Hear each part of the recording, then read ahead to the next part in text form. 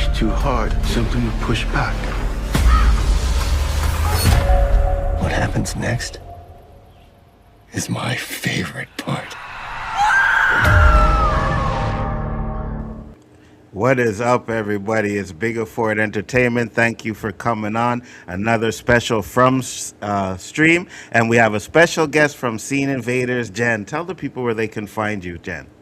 We're located at Scene Invaders at YouTube, and you can also find us on Instagram and on TikTok and on Twitter, or tweet, whatever the fuck it is. Yeah, I know. X, Twitter, whatever. I still call it Twitter. What's up, Daniel? Hi, Daryl. How you doing? Thank you Hey, for popping Daryl. in.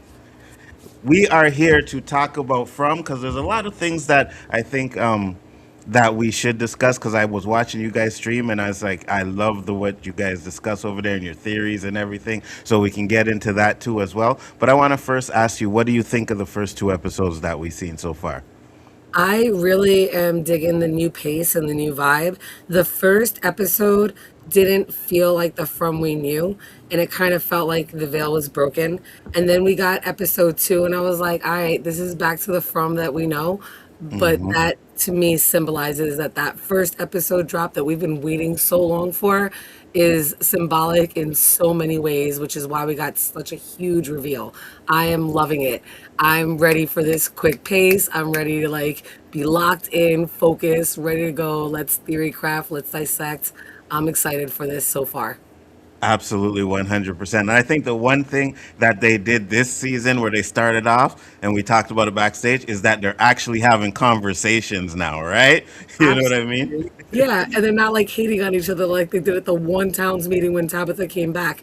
They're actually telling each other when Jay told Boyd we should talk, and then you got Hmm. the whole cardboard scene. I was like, "Ay, Padre Santo, thank you, gosh." I'm so excited.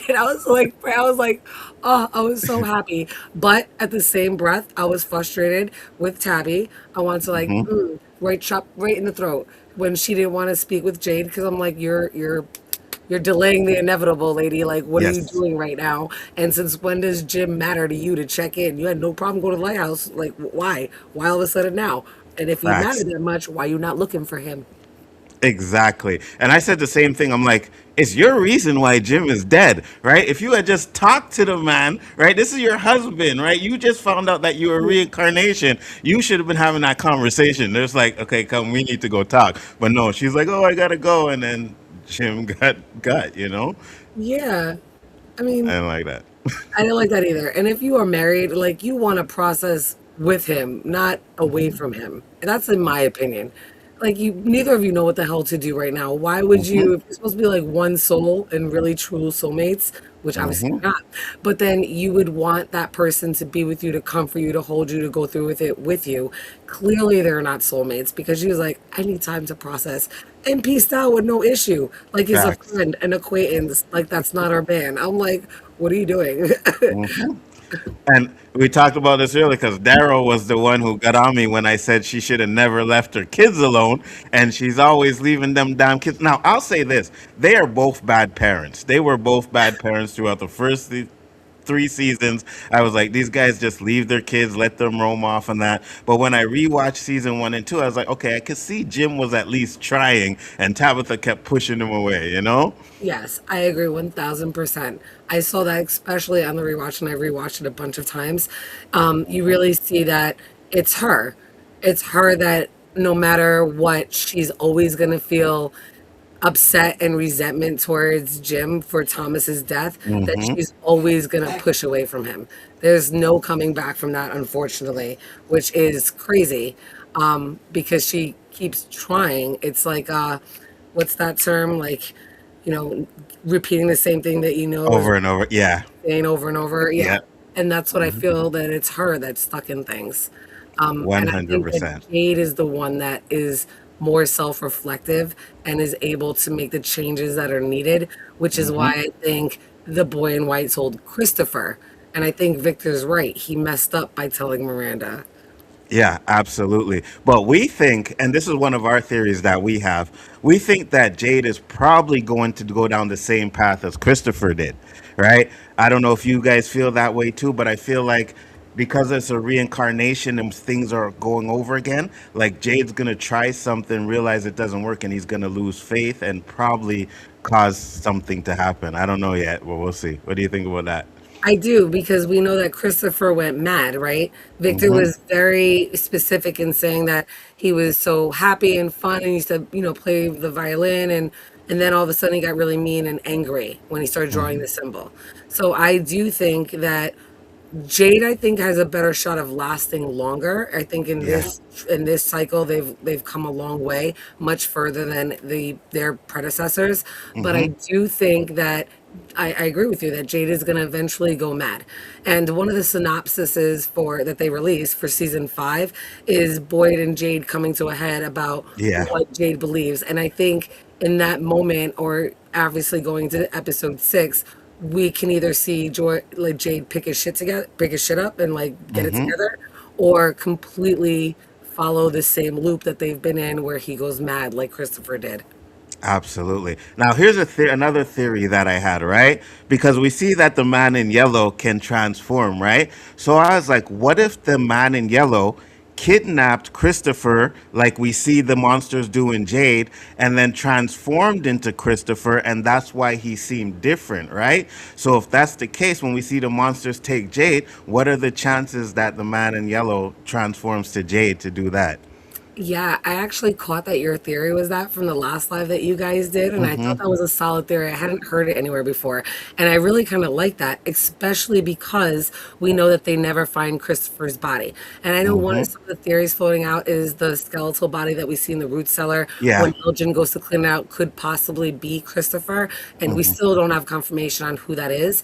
But I really do like that theory that the man in yellow came through and just took over Christopher. And at this point, there was no one else. So, in my opinion, I think that's right. Christopher might have tripped, fell down the root cellar, and like hit his head. And the man in yellow was like, "All Mm-hmm. right, let me just kill you off now, and no one Yes. will find you." I don't Yeah. think that was the man in yellow's intention, but I Mm-hmm. think the way things just happened to turn out, he took advantage of an opportunity that presented itself, because that's how I would see him being able to interfere in this narrative story of a game. 100%, because it feels to me like Jade would be more trusted than Sophie, right? And we see the trailer, we see Julie's already gonna get angry at Sophie, so I think that might cause a little something there. Plus we see in later episodes they do find the man in yellow suit, right? Right. And I think Victor does say the man in yellow's back in the trailer, right? He says the man in Yes. yellow's back. So Victor knows who the man in yellow is. So it's going to be interesting to see when they do that. Let me get to this comment here. He said, something I noticed when it comes to Tabitha, if she just stays at home with the kids, people will complain that she isn't active in solving the mystery. If she leaves her kids to solve the mystery, people will complain that she takes her kids with her to solve mysteries. People will complain and say she puts her kids in danger. Tabitha can't win. What do you think about that? Because he's been champion Tabitha since I met him. So what do you think about that? Daryl, as a female, I have to say I 1000% agree that it is a catch 22. It is a double-edged Mm-hmm. sword, no matter what. And anybody that's a father and an active father and is around, whether they live or not with their significant other that gave them that child, they still see what they go through, whether they admit it or not. Mm-hmm. And it's a double-edged sword. So I agree with you. There is no winning with or without what it is. But you still can tell and have discernment with where a person's heart lies based on their consistent patterned actions despite a one-off. And I Mm-hmm. think that you mentioned it already. There's been consistent patterns that they've been terrible parents. And even Yes. though we're a champion for her to save the children, she is not been there for her own. Facts, 100%.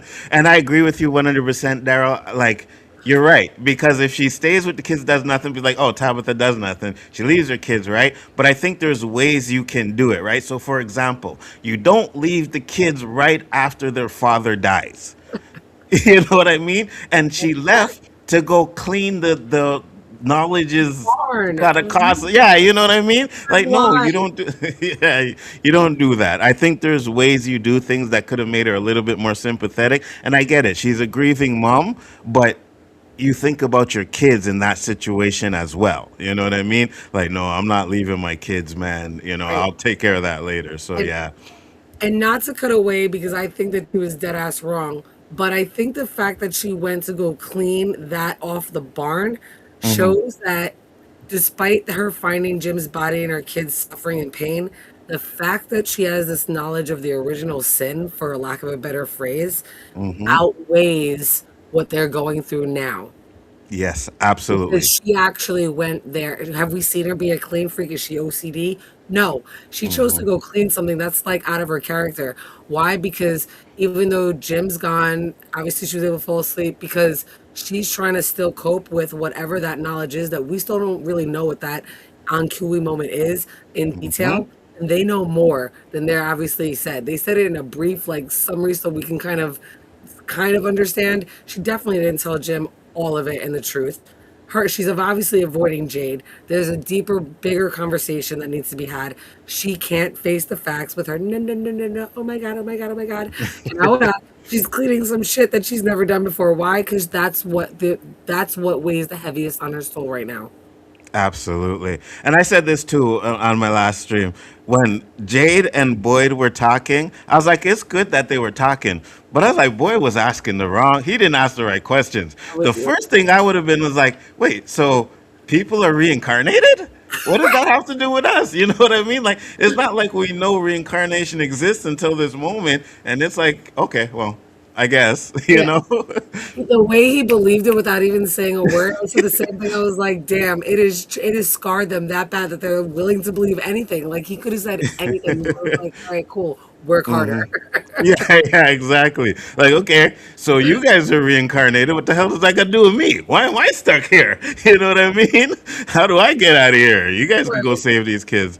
I also Exactly. told them that if I was in the town too, I'd be just chilling, smoking. Like, you guys can go play hero during the day. I'll do what I have to do, but at nighttime, I am not leaving this house. I'm sorry. It's like, oh, the ambulance is coming. You guys take care of that. I'm good. You know what I mean? I'm not taking any chances. Right. Tabitha just wanted a little time to her process. I don't get that hate. I know you don't. I know you don't. And I just think for me, it's comes with a lot of the decisions that she's made throughout the season, right? Because even when she was yelling at Jade, it was her fault. She literally said, "Let's go play the music by the trees." She said that. You know what I mean? It was her idea. It was. And And all you, because she was like supporting, like hyping up her man for getting the number 12 right. yes, Like she's yes. so supportive, and then all of a sudden she was like using it. And I honestly don't think she was. I know we saw her yelling at Jade, but in that Hmm. moment, she definitely thought she was looking in a mirror. She did not think she was really talking Yes. to Jade. This was everything she wished she said to herself because she's angry, and she's gonna have 100. to carry that around forever. No, 100%. I agree with you. I'm just like, it's still your fault. You know what I mean? I get why she did it. It's like she was blaming herself for that, but she was projecting it on Jade, you know? So I think that he said, I think Jade is going to go down a dark path. I think Jade is going to go down a dark path too. But if that's the case, what do you think could break him out of it, right? Because if this and I there's a theory that one of our followers had a long time ago in season one where they said they think this season is going to end with Ethan coming out of the shed and everybody dead. So that's how it starts over because Victor was the only one left. Right. It starts with Ethan being the only one left, and I was like, sounds like a good theory, but that's only if they don't have a happy ending, right? So if they have a Right. happy ending, how you think Jade would break out of the slump that he supposedly gets in? Well, I know that we saw from the trailers. I know the trailer, in my opinion, is only episodes 1 through 5, maybe 6, but they definitely didn't Hmm. release anything from 7 to 10. So we obviously see Jade going down into the caverns, and he sees the monsters, the night creatures. We Hmm. we know he's got plot armor. We know he's a main character. No way Hmm. does Jade die. I think that's, I mean, he already was curious. I think even though they're going to scare him and warn him not to, I think that'll be a catalyst for him to keep going because finally he got some results. and he's all Mm-hmm. about the science and the tech and data and numbers. And I think that will outweigh whatever fear gets put inside of him, whatever depression he's starting to spiral down because people are saying some mean things to him. Like, outweigh the data, dude. You're a data dude. So go back to 100. the data, bro, and you'll be great. And I think if he kind of ignores and kind of like takes a step back and realizes these people are angry, bad shit happened to them. The only bad shit that's happened to him happened in the very first or second episode when Toby Mm-hmm. passed. Like, he has nothing else to live for, like nothing else. So it shouldn't really affect him. I think he needs to realize I still need to find a way for everybody else. Absolutely, 100%. Now, you think they kill off Boyd? Not in this season. Me neither. I think if Boyd dies, he dies sacrificing himself at the end to save everybody, right? Now, I Yes. had this theory, which I would like to hear what you think about it, is now, do you believe that, like, a lot of people saying that this is a book, right? It's a book story, right? Mhm. My theory was, okay, if it's a book, then could we be watching the story of hope that they tell the Ankui kids? And I really love that story, that theory. And I think that is definitely a possibility. So Mm-hmm. I believe that this is a frame narrative, and that means it's a story within a story. So I Mm-hmm. think the main big story, like the actual book, is this curse and the bargain that the man Yeah. yellows endeavored with, and that's how we get from. But I think each chapter is one of the cycles, and that in this moment right now is Ethan's quest, right? Mm-hmm. So, um, I do think that in order to solve the quest and get back to the Lake of Tears, I personally think they're going to find it in what we're watching now, which I think is the past. Because Yes. wherever future Storywalker Julie came from is the actual present. Because obviously Yes. she's going back. So we've Yes. been watching the past this entire time. So do I Mm-hmm. think that she will go back to the past and we'll see her actually giving them the story so that she can retell it for the first time ever and change the actual trajectory of where things go? Absolutely. I think that's the only way to outsmart him. Kind of like Rumpelstiltskin, right? They had to Mm-hmm. outsmart him. So I feel like that's the only way to go. Julie's not there yet. She's obviously going to try a bunch of times just to go back. It's not going to dawn on her till she sees what it means to them. And then she's gonna have to go back to that time again in order to change the story, because she would have to go back to the first time before it was ever told in order to tell it again. I like that because if you looked at the board that Jade had up there, right? The bottom one it said future and a question mark, right? So Right. they know they can go in the past, but it's like, can we do the future? And when you see Julie, it's obviously she's from the future. So she's from a time. Not to mention, the Maniello says, what time did you come from this time, right? Right. So it seems like she's gonna get like every time she jumps is going to be from like a different time period or something like that, which I like that theory. I definitely like that. That was one of my huge questions. Every time she walks through the ruins, like I almost wanted her to like brush that shit off, get back up and run back into the ruins to see if she still Hmm. wound up at that same night Yes, or if yes. it would have been a different time. And that Hmm. way she could, again, back to data, that way she can kind of figure out, all right, if I was out of there for 4 minutes and that would jump me 4 days ahead, something that would give us more pieces to this puzzle so we could solve. So I really kind of want to see how she's going to hone in. I definitely think, even though she's still, we just saw her time walk or, yeah, story walk in this cycle, I do think she's going to be able to figure out how to go back further into different cycles in order Hmm. for this theory to work out. Um, but yeah, I was really curious as to like I'm like, can you only story walk from the ruins? Do you know the timing of it? Because in my opinion, I think Boyd story walked with the torch, Yes, yes, absolutely, 100%. but I don't think that Boyd is a story walker. But he was able to use a, for lack of a better knowledge, a story walker tool in Hmm. order to have story walker powers. Hmm. Absolutely, 100%. Um, he says it's a fun theory, but I don't think Christopher was the man in yellow.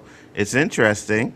I think in the last cycle he did enter the town as the man in yellow, and that's why Victor recognizes him. Well, that's what he says, right? He says that he can't do it as the man in yellow because they went too far, they know too much. So Right. that's why he had to go as Sophie. But Tabitha deflects too much. She just wants to deal with things. Ethan clearly doesn't want to be around Tabitha, or at least for a little bit. She gave Ethan some space to be angry for a little bit, and in that just went to the barn. Yeah, but you don't leave the house. You know what I mean? Right, You let him go vent or whatever, and then you go talk to him in a few minutes, right? You don't know what's right, going to happen now. And especially now, they never had anything really tragic happen in the day, right? So now they wake up, there's these goats dead, and then there's something in the barn. So it's obviously that the threat is getting worse. So you got to right. protect them kids, man. Right. They don't necessarily know that there's a daywalker around, but they definitely know that something's different because they've never seen a bag hanging from the motel sign, nor have they found somebody hanging upside down, which obviously that probably like strikes a chord with Tabitha. She didn't mention it, didn't say it, but it has to obviously it has to like come to like knocking to her head that that was a premonition that she had back from Yes. season one, with the lighthouse vision. So you can only imagine like they need like Tabitha needs to talk. At this point, like I Yes. used to be really frustrated with Marielle. Like I'm like she's Hmm. the only one that hasn't talked about her cicada coma and like what she's You seeing. know? Right? I'm like, she frustrates me so bad. But now Tabitha has taken that throne, and now I'm like, say no, no, no one more time. Go ahead. Dígalo otra vez. Por favor. You just want to like karate chop right in the throat. I'm like, fucking talk, damn it. What about Acosta? I think Acosta right now is pissing me off. Word. What the hell? She man, she had some cojones. I'm gonna go still like she got that angry, got inside her own head, worked herself up sitting in the diner. The jukebox gets her and then went all Mission Impossible in order to get the ambulance. I thought that was Facts. she was like all ducking and weaving. I was like, wow. She I think she needed to go through that because she's one of the only ones that didn't go through that. So I kind of get why she worked herself up for it, but the fact that she got there a couple days later and still won't believe or talk to anybody, and the conversation she had with Christy, I wanted to drop kick her in the throat too. Just saying. Facts, 100%. But now that I'm watching the trailer, I think Boyd's gonna show a little bit of sympathy towards her in the next episode, right? So it's a Right, possibility that maybe they do some kind of connection together or something. But I always said that, and I think one of our theories for this season was that I think the town was going to be divided, right? They're going to right, find out about Boyd and what he did with Ethan, and there was going to be a divide. And I thought that Acosta was probably going to lead that divide, but it seems like it could be Sophie manipulating it now. So right. if they do go that way, what I do you think? agree. I agree. I did too agree that I thought it was going to be a cost, but now with the introduction of Sophia, I do think, especially if she continues to like all like get all like cuddled up and like with Kenny, because Mm-hmm. that will be the factor that could actually break and divide the town between Mm-hmm. Kenny and Boyd because of Kenny's previous status, how Kenny is, how he carries himself, what he's been through, and how long he's been with the town. I could see him. Could I see either Acosta or Sophia standing alone doing it? No. But with Kenny on one of their sides, yes. And at this point, we obviously can see it ain't going to be Acosta. So as much as we all like thought that that was where it's going to be Yeah. now, would she still be like the rebel thorn on their side? Probably. And I think that she's going to always want to keep like that independent lane and kind of Mm-hmm. do whatever side she wants. Let's see how long she lasts. But I Mm-hmm. do think that she'll just be a thorn in the side. I think at this point, if the faction's going to happen, it'll be between Boyd versus Sophia and Kenny. But I do like in the trailer that 100%. Julie wanted to like fuck her up. Yeah, me too. But do you think Kenny dies?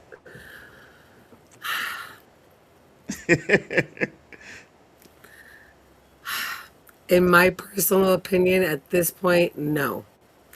I do Okay. think that the Lonely Dragon is almost passed down through generation, and I do think that was Tai Chen, and now he holds Mm-hmm. that. Do I I think that like that. people have felt that Lonely Dragon presence like Acosta was feeling it now, which made her get into her head for a moment? But I think Mm-hmm. Kenny is the one that is the Lonely Dragon. So I don't think he still has more purpose to his role that he has to fulfill. I can also see Kenny being the one, just like he was able to give, in the in Ethan's story, he's the one that found the rainbow map that let the Mm-hmm. common uncle get away. We haven't Mm-hmm. seen that yet on any character, but I would Mm-hmm. bank, like I said, that the Lonely Dragon would be Kenny and that he still has a role to fulfill. even if they do a faction off, something will happen that we haven't seen yet or can't determine that will, even if he doesn't come back to either side, he'll still lend that helping hand, that rainbow Hmm. map, that whatever it is, that clue, that number 12, that whatever magic 40, whatever he'll give that'll Hmm. help them get to their where they're standing in front of the way out, and they have to still like take that extra step and figure out how they're going to do that step. Absolutely. Last year I predicted Donna was gonna die, and I was wrong. I'm predicting Kenny might die this season. He's getting too close to Sophie, and I think she's gonna take him out. And I believe that this this season is gonna have an emotional death. Right? Ten Chen was the emotional death last year, and it's either Donna or Kenny that are going to go this season. And last year I went with Donna, so I'm gonna go with Kenny this time. Have you have you heard of the red shirt theory? Yes, 100%.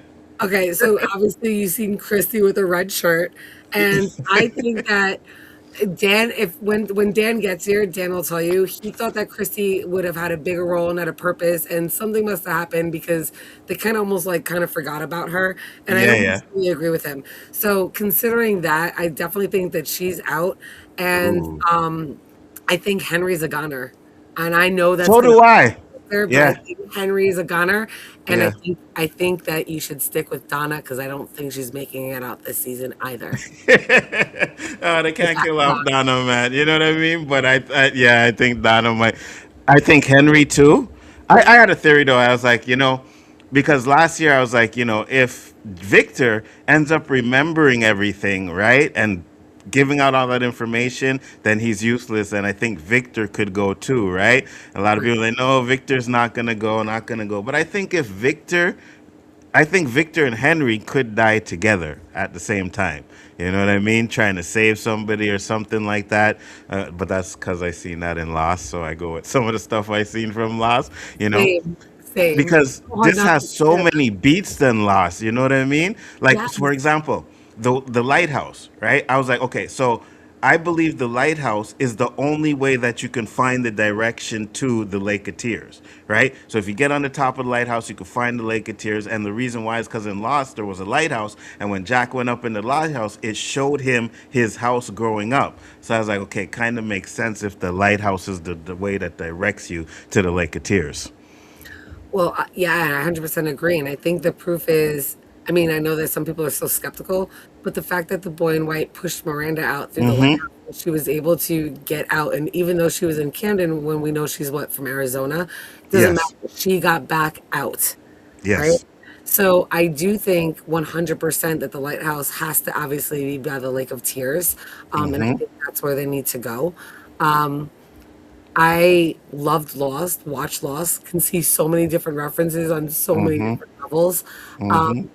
do you think that both Tabitha and Jade need to go through the tree and get to the lighthouse? Or do you think that there needs to be one at point A and the other at point B? That's a good question. I never thought about that, right? I think they both have different roles, right? But I Right, do think they have to get there together. So we already know Victor said that there are different trees that take you to different places. That makes a good point. I think, yeah, I think Tabitha and Jade. So my friend Brian, my co-host, he has a great theory about the Lake of Tears, right? With the fairies and how the Lake of Fears is what's holding the souls in the town. And when he comes on, I'll let you tell that, right?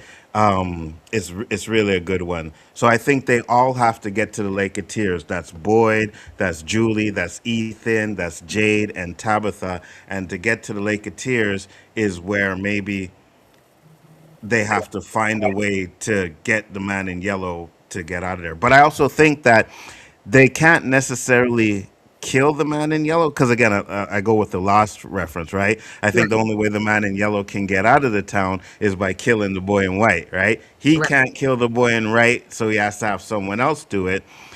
But I do think that the Lake of Tears is something that's going to need to be protected, and Ellis and Fatima are going to be the ones that stay in the town to protect it at the end. Awesome. Obviously, because that Adam and Eve creation posted in the Yes, room, right? Yes, yes, I love it. hmm, yeah, I yeah. I do think that multiple people need to get to the Lake of Tears. I think it needs to be all of the quote unquote reincarnates or bloodlines that originally Mm-hmm. came from the OG town. And when they get to the Lake of Tears, I think that they'll have their own Enkui moment, and their Mm-hmm. overwhelming sorrow will cause a flood. And I do think that because there is some type of this outer wall structure that confines them into this pocket dimension, if you want to quote Dale, um, Mm-hmm. that it's almost like this snow globe fishbowl that Mm-hmm. Ethan or somebody drew. And if they can flood it and get into Boyd's boat, they'll be able to float to the top where the portal is and I like the that. spider there. But that's where the outing is. I think that's why the tower is also taken down. So if you go with that theory, the tower is getting too close to the rim of the fishbowl that they're enclosed in, and then the bottom of the fishbowl that Ethan drew is all this gray color stand, which would, to my opinion, symbolizes the tunnels that's underneath the town in that drawing. But I Shit, that's do think, fire. I like that. yeah, if you have a Discord, I'll drop it and I'll share it with you so you can see it. But I have a theory in the picture that Ethan drew, like that they find and everything, because it literally dead ass looks like the town is inside a fishbowl, and on top of the fishbowl is a little spider that's starting to form a web, and then it's Mm-hmm. sitting. Mm-hmm. So yeah, yeah, I do think Yeah. 100%. Yep, that every time a I, soul, like the reincarnates, they keep getting deposited. I said that the down tree is when it falls down, they don't realize it, but they're mm-hmm. like sliding into the fishbowl, which is where they get stuck in. The down tree Oh, symbolizes their fallen soul back into what they need to fix in order to get back up. that's fire. I like that. I can't wait till Brian comes in to hear that. He's gonna like that too. That was really good. I never thought about that. I also think that, and I said this too, like, because there's one scene where I don't know if they'll talk about it or discuss it, but remember when Victor is talking about the trees moving? Yes. I think the town moves. That's why people are coming in from all kinds of different places. That's why people can't find it, is because it never stays in one place, right? The town moves. So maybe when it moves, something mess up. The trees move at the same time or something like that. So I kind of like that theory, and I really like your theory about the fishbowl because we So do see something that's like a snow globe, right, in one of the pictures. right. Yeah, Yeah. that's the image that I have. I can't tell if it's a true snow globe because the top looks like there's a rim that that's open where you see that spider coming Mm-hmm. across. So I can't tell. It can go either way, but either if it's a snow globe, then they're completely entrapped. If it's a Mm-hmm. fishbowl, then there's obviously a portal opening where they can get back out. And I think, in my opinion, it's got to be a fishbowl because we saw Miranda get out. I know people are Yes. skeptical and they say that it might have been a vision, a hoax, whatever. Mm-hmm. I believe that it happened because of Yeah, the way me too. showrunners have been, yeah, portraying Mm-hmm. it. So if that's the case, then there has to be some type of opening from the enclosure that keeps them going round and round. Like we just were reminded when Acosta took the ambulance, what, 4 times around before they use the strip. So I Mm-hmm. think that they use that episode, even though it's like to show her arc and how she's falling apart, Acosta. It also reminds us that they're going around and around in a circle. It's so That cool. means that it's got to be a loop. So if you go around the fishbowl over and over, and since it ties that one image in, and they kind of like focused in out of all the paintings they drew in that one episode that they showed it, they focused on it for an extra second longer than all the other ones. Mm-hmm. And that's the Mm-hmm. only reason why I have this theory. And if you pick up a fishbowl, the mountains where the lighthouse had where Miranda got pushed out from, if you zoom in, it almost has the shape of an eye. So imagine if somebody Mm-hmm. picks up a fishbowl and they look in, when they move it and they set it down, it would move the stuff inside, which would be Victor Mm-hmm. saying that things are moving inside. So I really do think that the fishbowl is like a really sound theory. I could be completely wrong, but the question there is who owns the fishbowl and who's picking it up? Is it the man in Exactly. yellow? Is it like who? Is it some like something else? Like who's holding the Mm-hmm. fishbowl? Where's that really sitting? Exactly. That's why I wanted to do streams with you guys because you had some great theories over there. That was fire. I really like that. Um, Now, I know they confirmed that the man in yellow is the big bad, but I always thought that there was going to be something else that was like a bigger bad than that. You know what I mean? So if it's the Right. man in yellow, then I still think what I say, like, so when we go back to the original reincarnation, I think the man in yellow was like a fake prophet or a man of God, right? That convinced these people to sacrifice their kids. That's why he's so, because when Sophie starts reading the Bible, I'm like, yo, you got this demon preaching the Bible, right? That's like some Yes. blasphemy stuff. You know what I mean? So I'm like, he must have been a man of faith. Right. I immediately thought of the devil because you know that he's a fallen Yes. angel, obviously Y- Lucifer, and he knows the Bible back and front, Yes. and we know that. Yes. So I was like, oh, and then the fact that we haven't been told that there was a goat there, it's always been Alma and a ram, and then like Mm-hmm. the Mm-hmm. the sign. And I don't know if you know Real Enigma and Theories, but I do watch his Yeah. show on there as well. Mm-hmm. He does a lot of that esocentric symbolism. So as soon as I saw the goat, plus the things that I know, and I saw his on his stream, he referenced the Baphomet and that devil entity that's Mm-hmm. there. And I immediately thought of that. And the fact that they've referenced the Bible in Book 74, it Yes. makes me think of the fact that a lot of people, I don't know if I want to say the word confused, but they will think that Jesus and God are one and the same, right? Mm-hmm. So if you think of that way, and that God obviously sent his son, which would technically be him if they thought in that way, as Jesus Mm-hmm. down to earth, what if the man in yellow is the big bad? He's the one holding the fish globe, but he sends himself down as the son in order to cause the Mm-hmm. Yeah. Yeah. divide, and that's his favorite part. But in my opinion, he obviously would be an antichrist. Yeah, 100%, 100%. Because we talk about the biblical stuff too, Garden of Eden and all kinds of stuff like that. Yes. Like it all plays into this show and what we're seeing in all the pictures. So there's a lot of theories that we have on that too as well. And Yeah. I'm just like, it makes a lot of sense. That's why I came up with we came up with the Fatima and Ella staying at the end, right, with the Adam and Right. Eve picture and stuff, because it all makes sense. Yes. Um, lem- Daryl said, "From isn't going to end with everyone dying and the cycle starting over again. I know this show isn't going to do that. It's going to end with the cycle finally ending. It's possible, you know I what I mean?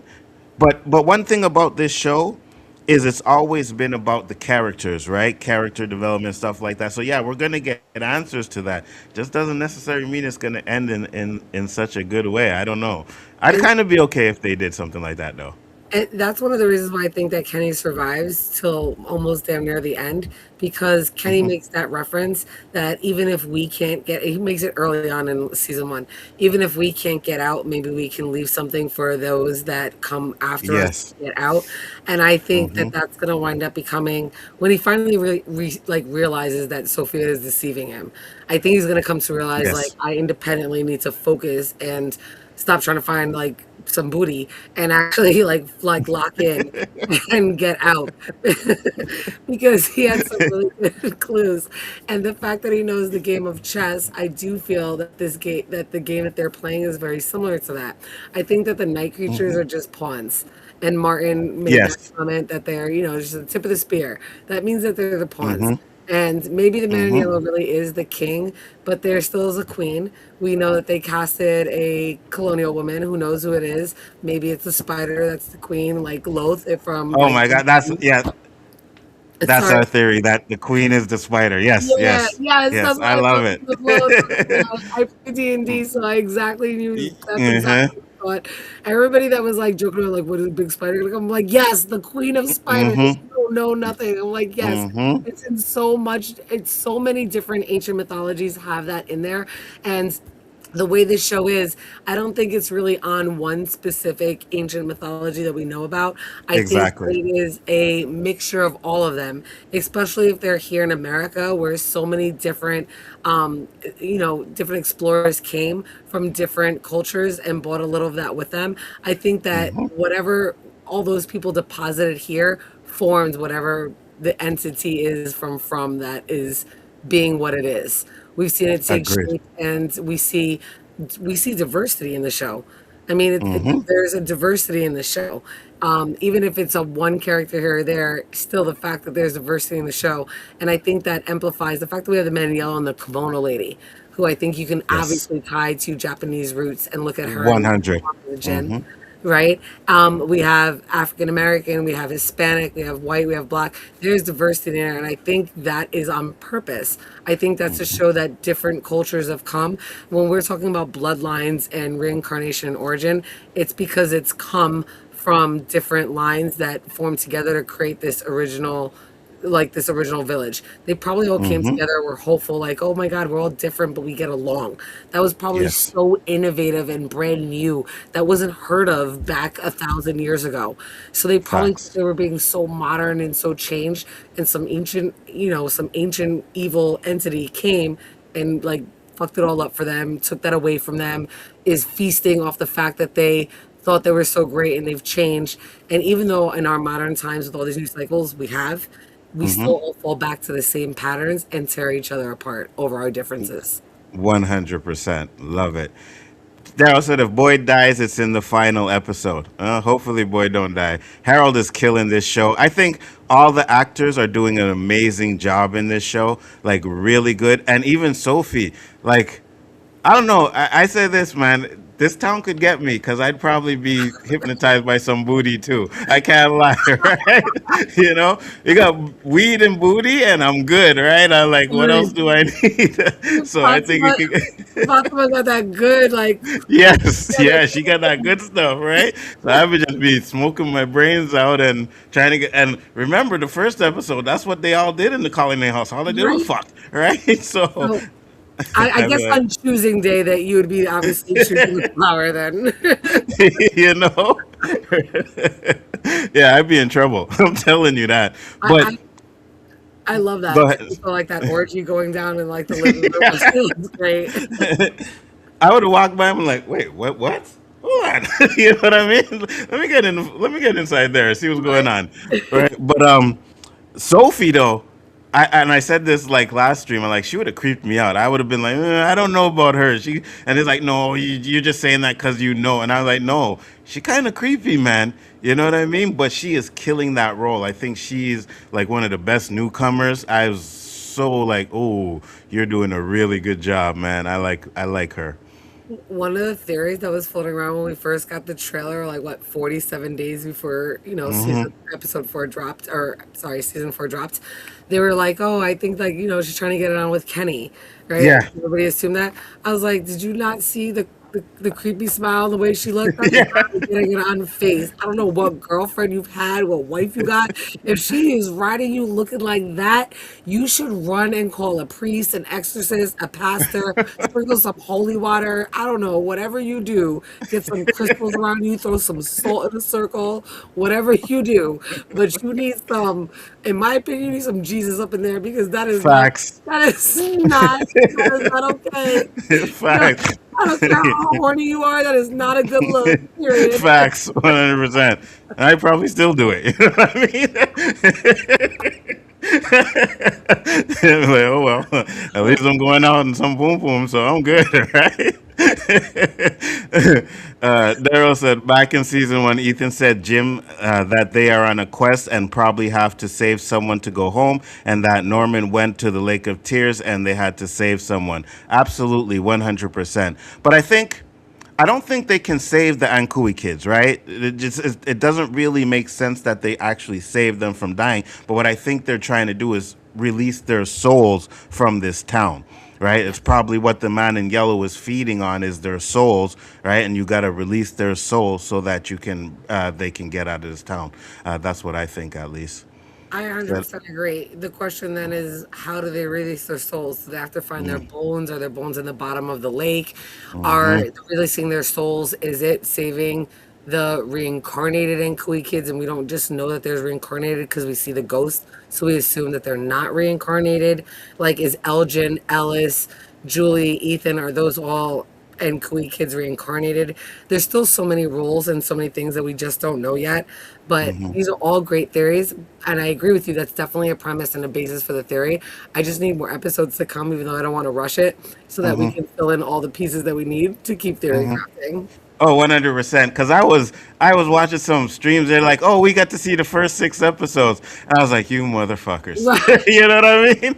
You're like, "You, oh my god, why can't I get this?" You know, I mean, we should Right. be able to get to see the first 6 episodes, and at least we could craft some more theories on that. But I think they only gave the first 6 episodes because the next after that are going to be crazy. Right. I think it's 10 episodes. Yes. Yes. So I think access to the hidden place in present time. Yeah, but he's story walked because of the lantern, though, right? And Right. one thing I also say in this is so when Sophie, not Sophie, shit, damn, the one that took Elgin's eye out, name slipped my mind for a Sarah. second. Sarah. Sarah, thank you. When Sarah put her little statue together, that's when she started hearing the voices again. So we were like, okay, so I believe the man in yellow or whoever these entities are able to possess things in the town, right? Because when it was broken, she didn't really have those sounds in her head, and then boom, she put it together and the sound started again, right? So I Right. think that some of these things in the town can be possessions, not to mention I think now if the man in yellow gets a hold of these possessions, he can transform into that person. I am So, so glad you brought that up because I 1000% agree. Did you see how low key villainous she was when she finally picked the glasses she was and went mm-hmm, around? Get to the ballerina in a second. But before mm-hmm. she even got there, she, for somebody that your father just died, you was awfully happy to be seeing some other people's, like, dead Facts. people's shit. Like, really. You was like, oh, Mm-hmm, really? And great. I'm glad that you're positive, but you are not acting like a daughter that is mourning for the act that you put on with, oh my God, my father, I gotta call mm-hmm. my mom. Like, you're not acting like that anymore. I feel like unless you're on some like bipolar medication, that should be a red flag to the people, but she hasn't really been with anybody long enough. She's Yes. bouncing between different people. So she's Mm-hmm, able to, and do you think that Sarah is onto her? I don't, we didn't see it. And even though mm-hmm. we didn't see it, do you still think that Sarah could kind of know that there's something off with her?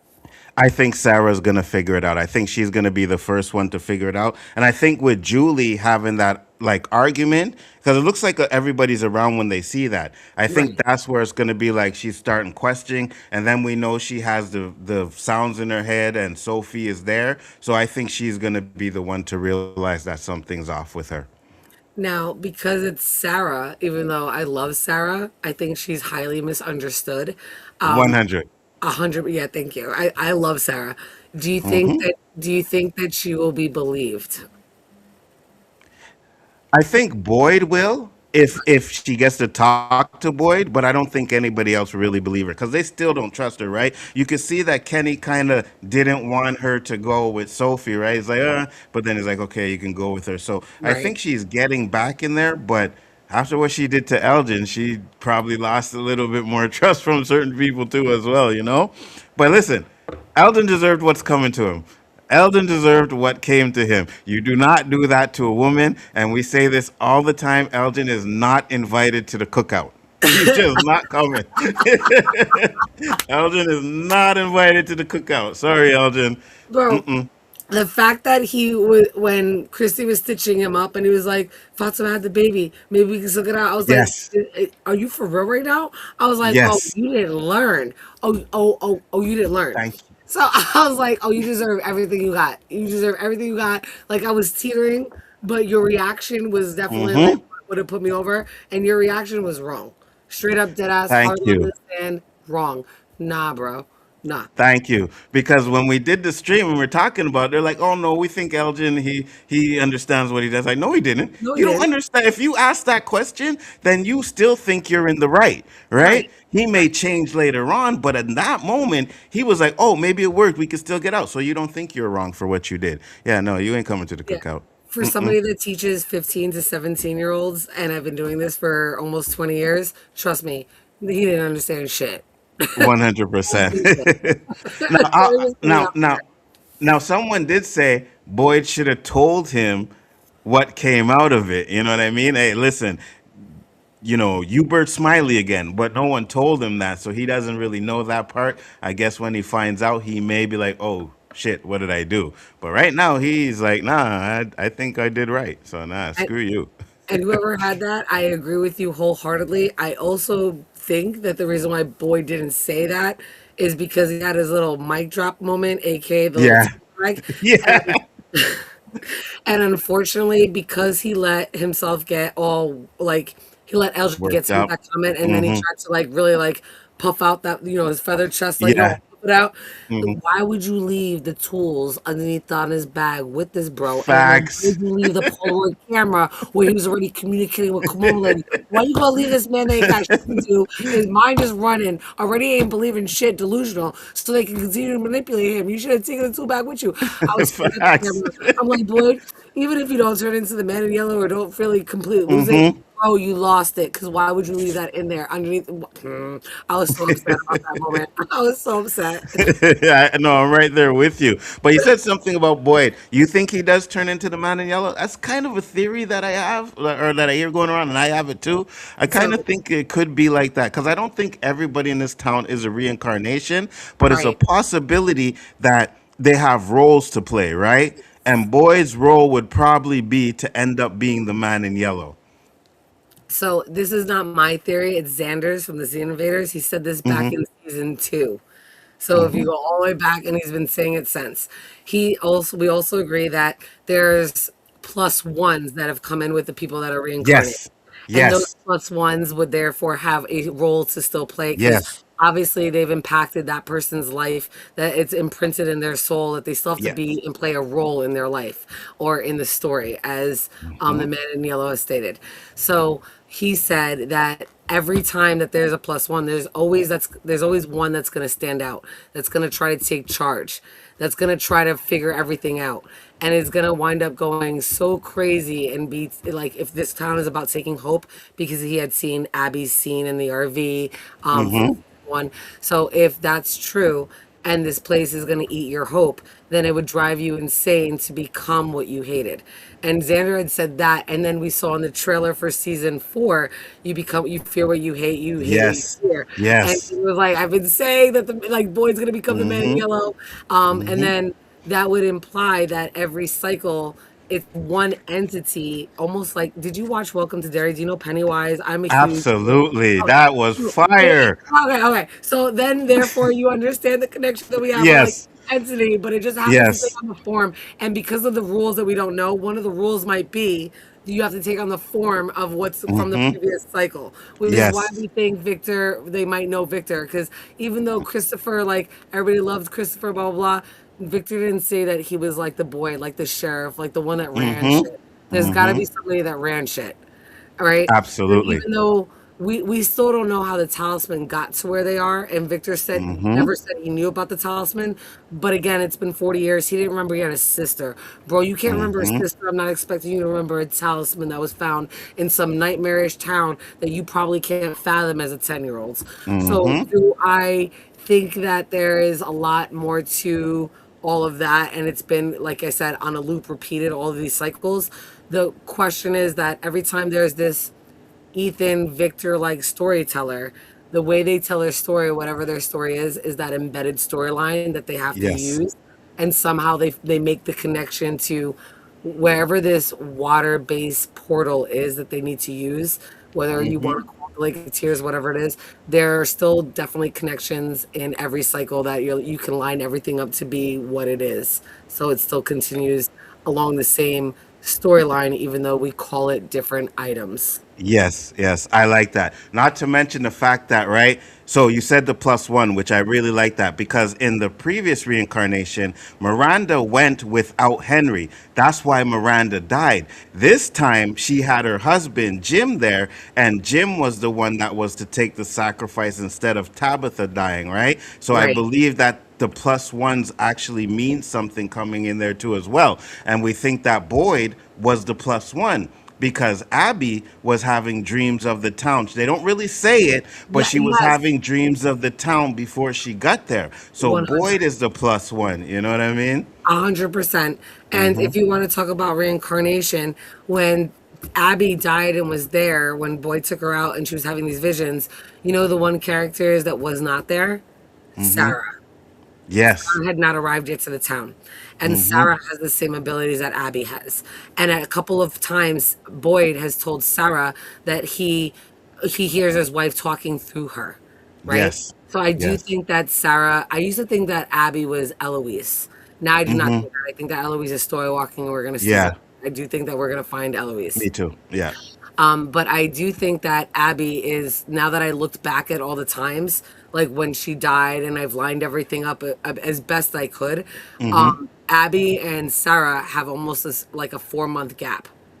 And we know that even though we've Mm, been watching this for like years at this point, mm-hmm. it's only been Mm, about 26, 27, definitely not yeah, more than 30 days have they been there from the Matthews family absolutely. and Jade's arrival, Yes.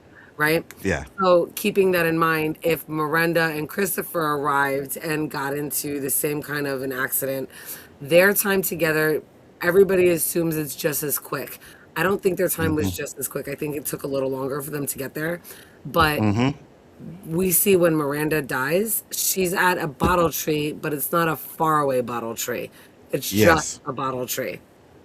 Yes. And I think that the other bottle tree, because there's two that I know of. Do you agree that there's two of them? Yeah. There's two. Yeah. Yeah, one of them is a faraway bottle tree, and one of them is not. Yes. I Because think one of that them had the numbers in it, and the other one had nothing, just the bottles, right? Yeah. right. I think Mm-hmm. that Jade needs to stand at the plain bottle tree playing, and Miranda needs to go through the faraway bottle tree at the Oh, I same like time. that. I like that. I like that. I do. Now, Victor survived this town for so long. I have two theories, right? One, Julie has been story walking and she comes back and helps him because there's no way Victor was able to move out in bodies and stuff by himself. Or the monsters are kind of keeping him alive. He's working with them some sort of way, right? Because I don't see how Victor could have survived all of that time without getting help from someone. What do you think? Right. So I have a theory that is nowhere near confirmed, Mm-hmm. but we know that there was bargains made. Mm-hmm. We assume that the original bargain, which has started this story, the curse, is the only bargain. What Mm-hmm. if it's not? We see that there are, I believe, according to Doc Kaiju and all of the research I've done, and Robert Saunders, some other people, there are about 28 monsters that we have seen. Some Mm-hmm. reoccurring, some not, but a total of 28 night creatures, or 28 night creatures. Okay. If we think that the night creatures are the original parents, then the numbers don't, the math don't math, Mm-hmm. right? I Mm-hmm. think the night creatures that we saw when we saw the rebirth of Smiley are the original parents that sacrificed their kids in order to gain immortality. But Yes. obviously, other people got tied into that curse somehow, some way. Mm-hmm. What if we also know that because Jasmine, remember in the colony house when she's wiping the blood from her face, she's like, I didn't choose Yeah. this, right? Yes. So we know other people have been dragged into this curse that didn't choose this. So is it possible that other people have asked for the same curse in order to avoid their death? And because of whatever they've done that they know of because their soul now isn't from, they've allowed them to become one. For example, have you seen the picture of Donna's sister? And did you ever think that Donna's like coming to from story was a little off? I thought it was off. I didn't see the of her sister though, the picture. So in what is it, episode one or episode? I think it's episode two. When Mm-hmm. Donna's having the talk with Tabitha, they really hone in on Donna's sister. They show it again in season three, but they Okay. really hone in on that picture. If you look at that the sister, the picture that she has in her room, and look at the one of the monsters that is the monster that told Victor, if you keep coming down here, we're gonna have to keep Mm-hmm. you down Mm-hmm. here. I call her the swing coat monster because she's like all done up with that special swing coat. That Mm-hmm. looks exactly like Donna. And being that they told us to do our homework and go back to season two, episode nine, when we see Boyd in the RV, and that's where Julie obviously story walked to, and we got that whole Yes. reveal. I don't think that's the only reveal. If you watch Donna's reaction to the monsters, and she's seen them before, it's she the swing coat monster is there. The way she Mm-hmm. reacts is almost like she recognizes that that's her sister because she gets Ooh. paralyzed for a minute and gets stuck. Mm-hmm. I think that she heard her sister make a deal and become one of the monsters. And she's holding out on that story because that's not something she can believe in, not something she wants to repeat, not something she wants to do or deal with. But I think that there's other things that some of the townsfolk know that they haven't come forth with. And Donna is one of them because she's been there as the longest now that Yes. Patri is dead, Yes. right? And I like that because, and I don't remember, so when Brian comes in, if he makes it, he'll tell you about it. But he did have a theory about, I think it was Boyd making a bargain with one of the creatures, something like that, right? So yes, I agree with you. I don't think that the one that we see is or that we know about is the only bargain, right? Right. Victor might have made one with them. You know what I mean? He So might have made one with them. I think Eloise, Miranda, we saw die, and that was the only time that we saw the monsters run. Right, we saw my Mm-hmm. Smiley for the first time actually run. So obviously they're protecting the trees because that would get them close. But Yes. Miranda didn't make it. I think possibly Eloise made a deal to keep Victor safe, and that's why she won't story walk back to his cycle because she won't give him Ooh. any answers. If she made a deal with to keep him alive, then she can't come back to that cycle. I like that. I like that. That makes sense. I know we're gonna see Eloise in this because they hinted with the car and everything. So Yes. we'll definitely see Eloise in this one. So that'll be good. Let me get to these comments real quick. He said they know the bag being hung up happened during the night, and they made it look like the night monsters killed Jim. Yes, you're right, 100%. But it's something that they never really done before. You know what I mean? Right. So that's what I'm saying. It's different. Acosta might die next episode. Probably not, but who knows? I don't think next episode. I don't think she dies. Unfortunately, you know what I mean. I don't think Acosta dies. I don't think so either. I think she's gonna have an arc. She's very Hmm. helpful despite her faults. She is always Absolutely. very helpful despite her faults. I think that again, everybody that's there has a role to play, and we need to see that play out. And we haven't been Hmm. looking for that, and certain people have just died. Don't get me wrong. I think there's some extras that their goal, their point is just to die, like the old couple Hmm. on the RV. I mean, and on the Hmm. RV on the bus that got killed on the Hmm. first night the bus arrived. Yeah, yeah, yeah. Some are just like meant to die to prove the point that this is real, right? That they are no longer in the world that they know. So sometimes Hmm. it's just as simple as that. But I do think Acosta being around for what she is, and what she experienced so far, I think she has a role to play. And I do think that Boyd sees Abby in her, which is where we get like the trailer for Hmm. season three, and he's gonna try to rehabilitate her.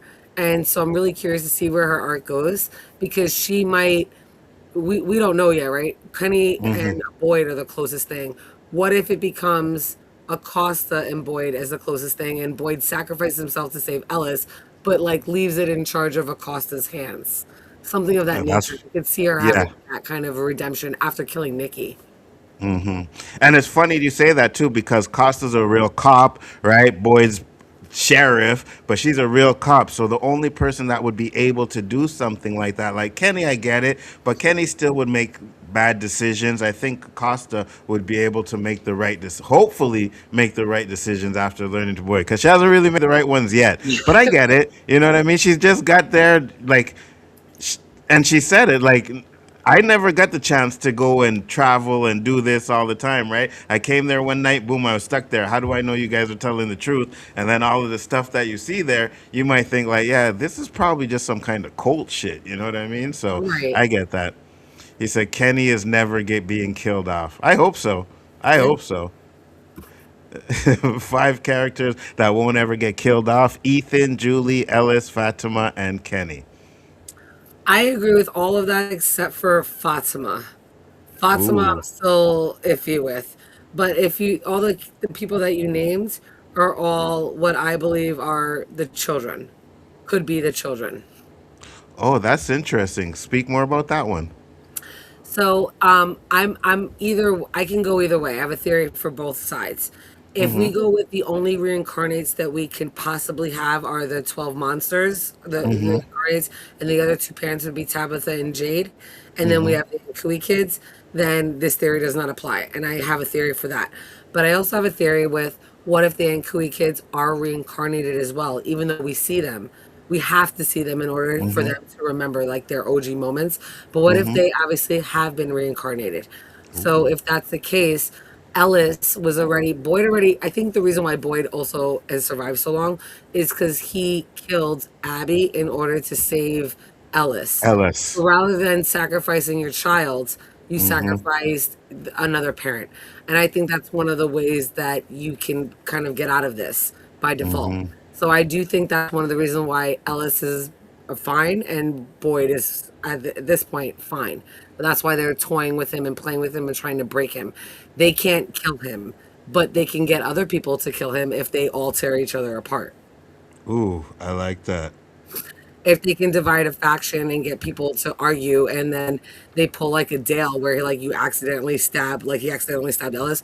What if you accidentally like shot and killed Boyd? So if they can tear themselves apart, I do think Victor is untouchable. I think Ellis is untouchable. I think Boyd is untouchable because of their actions that they've done in from already. I think Ethan is untouchable. I think Julie thinks that she's untouchable, but is not, but can be saved through her story walking. She's the only one though that can be saved through her story walking. I like that. I like that. Oh, you got some good theories over there, man. Hey, those are fire. So Thanks. it makes sense because technically, yeah, we only know about the reincarnation of Miranda and Christopher, but it's possible that the kids were reincarnated too, and they're in the town, which would make it more sense as to why some people have a connection to the town like they do, right? Like you Right. said, why then the plot armor? Because boy could have died a couple of times, you know what I'm saying? So yeah, I agree with that. I like that. I think Henry dies this season. I think Henry dies at the end of the season after he meets Eloise.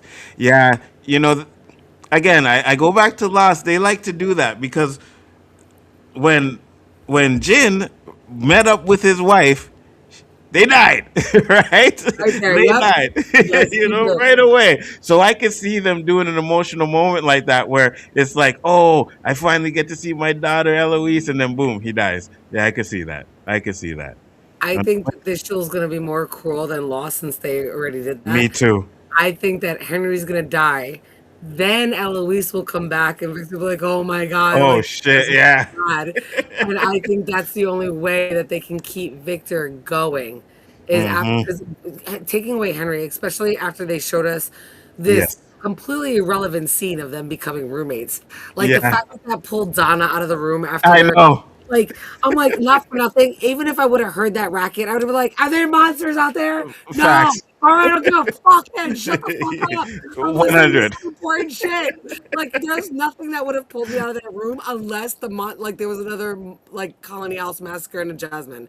I wouldn't Facts. even have left the room to check. You would have heard my loud ass Hispanic Puerto Rican voice screaming, "Yo, what the fuck is that?" Like, why did?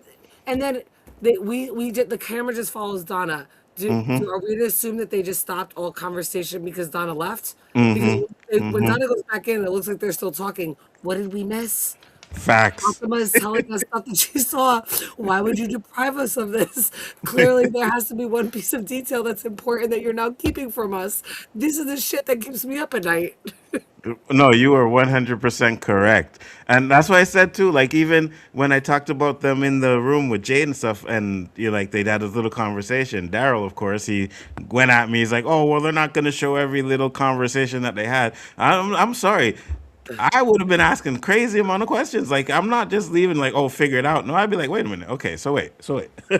So if I die, I can be reincarnated, right? Because then I'm like, okay, so maybe I can be a little bit more adventurous, right? Try a little bit more things if I know I'm just gonna come back as somebody else later on, right? So I don't know. I agree with you though, but I think more of it's gonna come when Jade and Boyd go on the mission. Then they'll probably have more of a conversation. But I definitely believe the writers put all of this stuff in there because they knew we were complaining about nobody talking in this damn town, and they're like, you know what? Let's show these people that they do talk, right? So. Right. Let's see what else he said. He said, I do believe that saving people here means freeing their souls. Absolutely. That's how you save someone that's already dead. Yes. Absolutely. Ever since the intro with Fatima and Ellis painting, I knew Ellis and Fatima were never going to get killed off. Yeah, listen, I get you. I see it too, and I think that's exactly what's going to happen. I kind of like that theory too. But I also kind of like the fact that maybe it might not end in a happy ending. You know, I like shows that end in happy endings, but sometimes I want to see, oh, damn, I wasn't expecting that, you know? I Right. want it to be something that I'm not going to expect. Now, it's funny that I said that. I want to show this video real quick, right? I don't know if you've seen this, but E-Man had a little whatever. These guys get to talk to these guys. I've been trying to get like, hey, MGM, give me an opportunity to talk to Harold or someone. I'll talk to anybody from. So I don't know how to get along. But he asked him a question, and I want to know what you think What it about look it. like, E-Man? How's it going, brother Harold? How are you doing, man? I'm good, man. How are you? I am fantastic. I know we got short on time, so let me get into it. Let's get it, man. What is something in season 4 that you think the fans are not ready for? I think the fans are not ready for the man in yellow. Ooh. I think the fans are not ready for what that is. I think that they think it's something that it is not. And Okay. the one Okay. thing it is, though, it's awful. It's despicable. It's mean. but not. So now that he says that, what do you think the man in yellow is? So earlier in the stream, I discussed that in the fishbowl theory, if people confuse that Jesus is God and they think that it is him reincarnate and he sent a part of himself or himself down to earth. So if the man in yellow has just sent himself down to earth and he's the one that's still controlling the snow globe and is really an antichrist demonic spirit, and there is no way out because it's his board game, his snow globe, his fishbowl, his whatever. And even if they can beat him on the playing field like he's a Jesus on earth, they still will never defeat him because he's holding the globe. I like that. I like that. So he's basically that's why I think like someone has to stay to protect it, right? Because Right. you can't actually finish him off. You can't kill him. He's a spirit. He's an entity, right? But what you do need to do is have someone there to protect it and stop it from happening again. Again, this is some lost stuff, guys. I'm just letting you Yes. know it's kind of the beats and lost because they said that the island was like a cork, and the cork was what's keeping the evil from escaping. That's probably what the town is. So now that you've said that, did you Uh-huh. notice how the man in yellow was pretty freaking dirty when he went Yes. to shapeshift? Even like you notice his nails, everything's dirty. Yes. I know we've seen the cicada monsters, which the ballerina turned into. Mm-hmm. Cicadas, if you know about them, you know that they burrow for years before they come back up. Mm-hmm. You think the man in yellow was buried, and that's how they'll be able to lock him in or keep him contained, is once he can go back into, for an analogy purpose, a cicada-like form where he's buried, but rather than him being able to come back every cycle, which might be every 40 years or whatever the cycle is, Mm-hmm. especially, would you think that they'll be able to contain him? Or that they're going to have to contain him under the ground, which is why we have the tunnels. That makes a lot of sense, right? I never thought about that too, and that's a good theory too. It makes sense because he's dirty, and they have the tunnels where these are where the creatures sleep, right? Right. Now, when Kenny said he wanted to burn the tunnels down, I was like, yes, do that. Do That it. would have been my first Me plot. I would too. have done. I I would have would said like, burn, yes, yes. Boyd was like, oh, you burn really that want to do shit. this? Yes, let's do this. Let's Burn burn that this shit shit. down, right? Yes. The So roof. yeah, The roof. The roof is on motherfucking fire. Hell facts yes. 100%. I'd be smoking a spliff watching them burn. Like, burn, motherfuckers. Burn. You know? That's right. Watch it burn. Be like bringing some of the food, having a barbecue, big old cookout out there. Yeah, let's do Oh, this, yeah. right? But I like the fact that because the man in yellow comes out when they play the music, and I have a theory that I think they had to play the music to get the Ankui kids, but it was also a catch-22 where at the same time it released the man in yellow too, right? So I do believe that the man in yellow was buried somewhere, and yes, you probably have to bury him again to stop him from coming out again. But if you I think if you free the Ankui kids, you free the souls, then I think that's what will end the cycle and you don't have to worry about it again, right? So hopefully they can do that. We'll see. But I like that. Yeah, I definitely think that it was buried. I think that if he controls this pocket dimension that they're in, however shape being, whatever you want to call it, whatever from land is in where they can't get out of, if the man in yellow controls it and they're able to bury him, I think that just like they were able to have some type of a curse, bargain, or ritual in Mm-hmm. order to become immortal, they're going to have some type of ritual to keep him in. So that way, after whatever the life cycle is of like a cicada, for example, that comes out, which Yes. is what I'm comparing it to, that way, after 47 years, he's not able to come back out. Like Pennywise. You can't Mm-hmm. kill Pennywise, but you Yes. make him hibernate and he's going to come back because he is this omniscient, godlike entity from the universe, right? The only thing Mm-hmm. that is like Matern is the only thing that can like come against him, and even them, they're equal. So they're just like the boy. We have the boy in white. I definitely, in my opinion, think it's the boy in white versus the man in yellow. Man in yellow. Yes. And even though we see them at different ages, Mm-hmm. I don't think that really matters. I Mm-hmm. think that's just the way it's appealing to To what's people. going on Yeah. and what they choose to, what skin they choose to wear for that day. Mm-hmm. I Mm-hmm. do think that even though we see it as the boy in yellow, it's thousands of years old.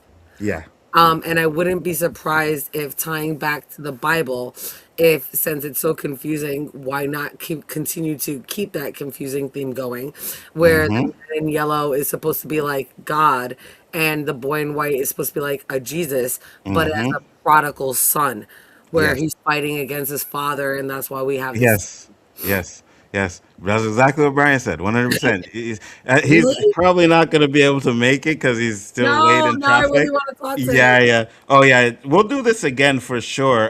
Because I know his name's Dan. Your co-host. I Dan, don't yeah, know their names. I'm sorry. Dan. Dan, and what's the other one's name? Xander and Felicia. Xander. Oh, and Felicia. Oh, you got four of you over there. Okay. I only seen the three of you. I haven't seen the. Oh no, I did see the fourth one. There was a video where she was on it, but no one. The other ones weren't. Yeah, okay, so I got you. Yeah, hold on, let me see. He sent me the link on Twitter so he can try. Okay, just give me 1 second. Because you guys would definitely have good conversations. Like he had a lot of theories about, especially when it comes to the biblical stuff.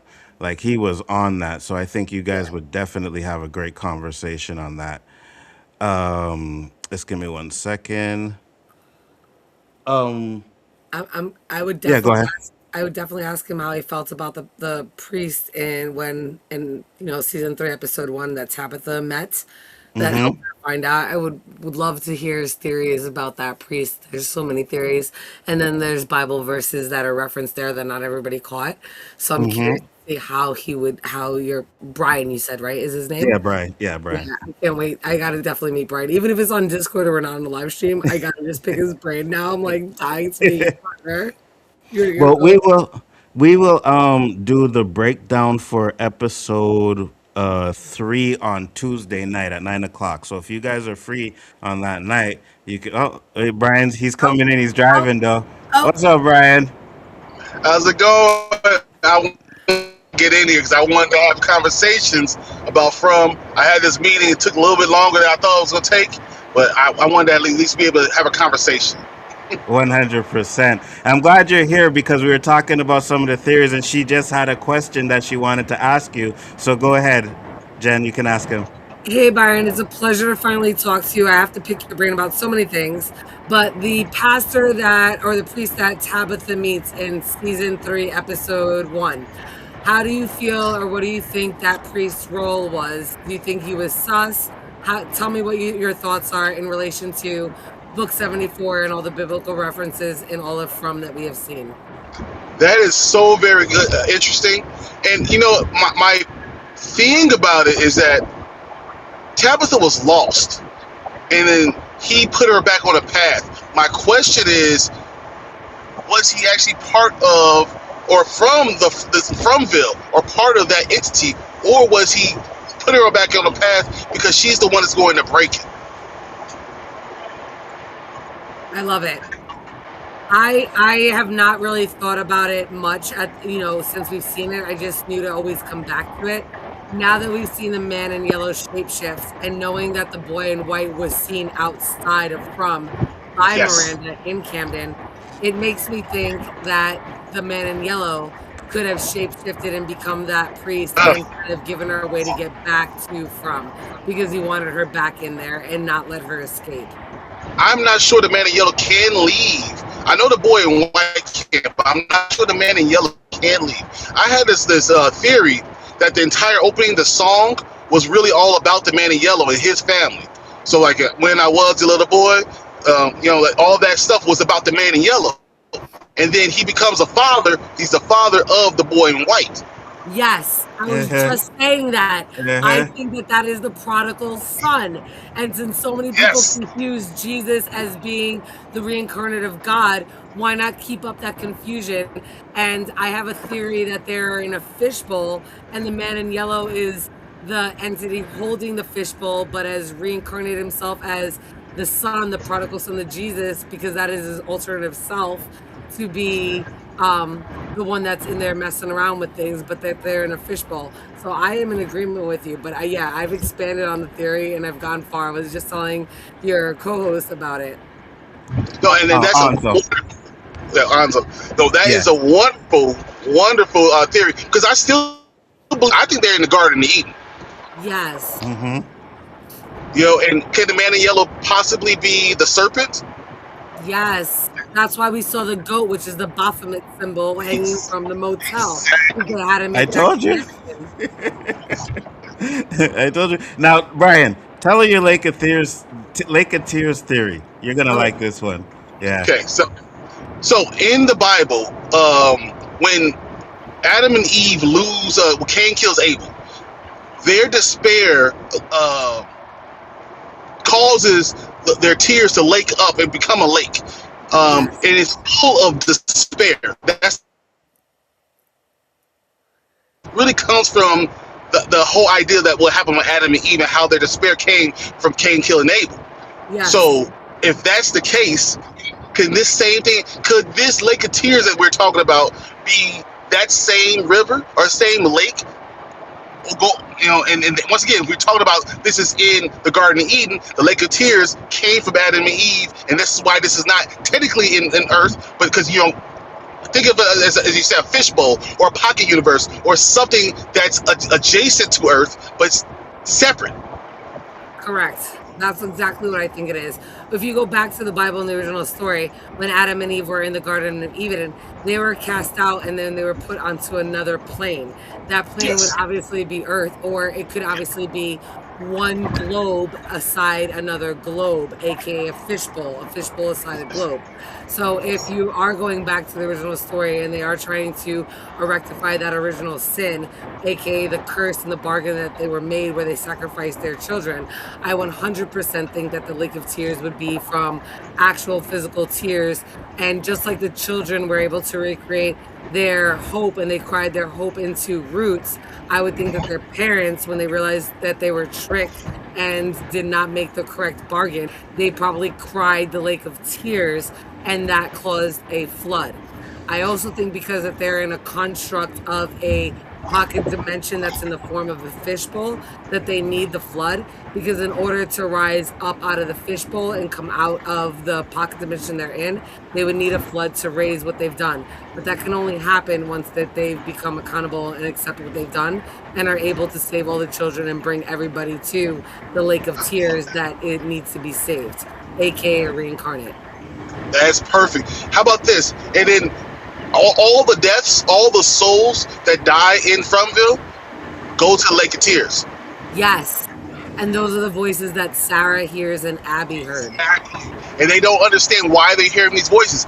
And if you talk about the Kramanako, we could go back to episode 1 when Ethan is talking about the whole idea of the Kramanako, and when he talked about his main character Nathan was dying, he says, "Wait, why would he die now? The fairies are on their way to save him." Right. I believe if he makes it to the Lake of Tears, there's going to be some type of quote-unquote fairies that can save or heal people and help them out. I've been saying that forever. When back in season 2, when everybody kept saying that there was a mole, there's a mole, there's a mole, I was like, bullshit, there's no mole. But there are secret fairies.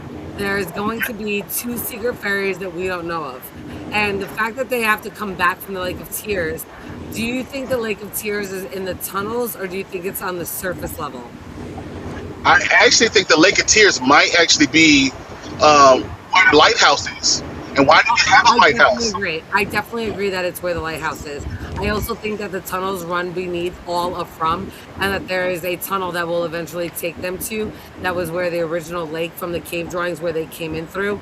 I believe that the lake has dried up on the surface, but like we know from natural geography, that usually the lake continues on underneath the surface that we don't see about. So I do think that when Jade goes in, I'm curious to see if they're actually going to find some type of a waterway in those tunnels.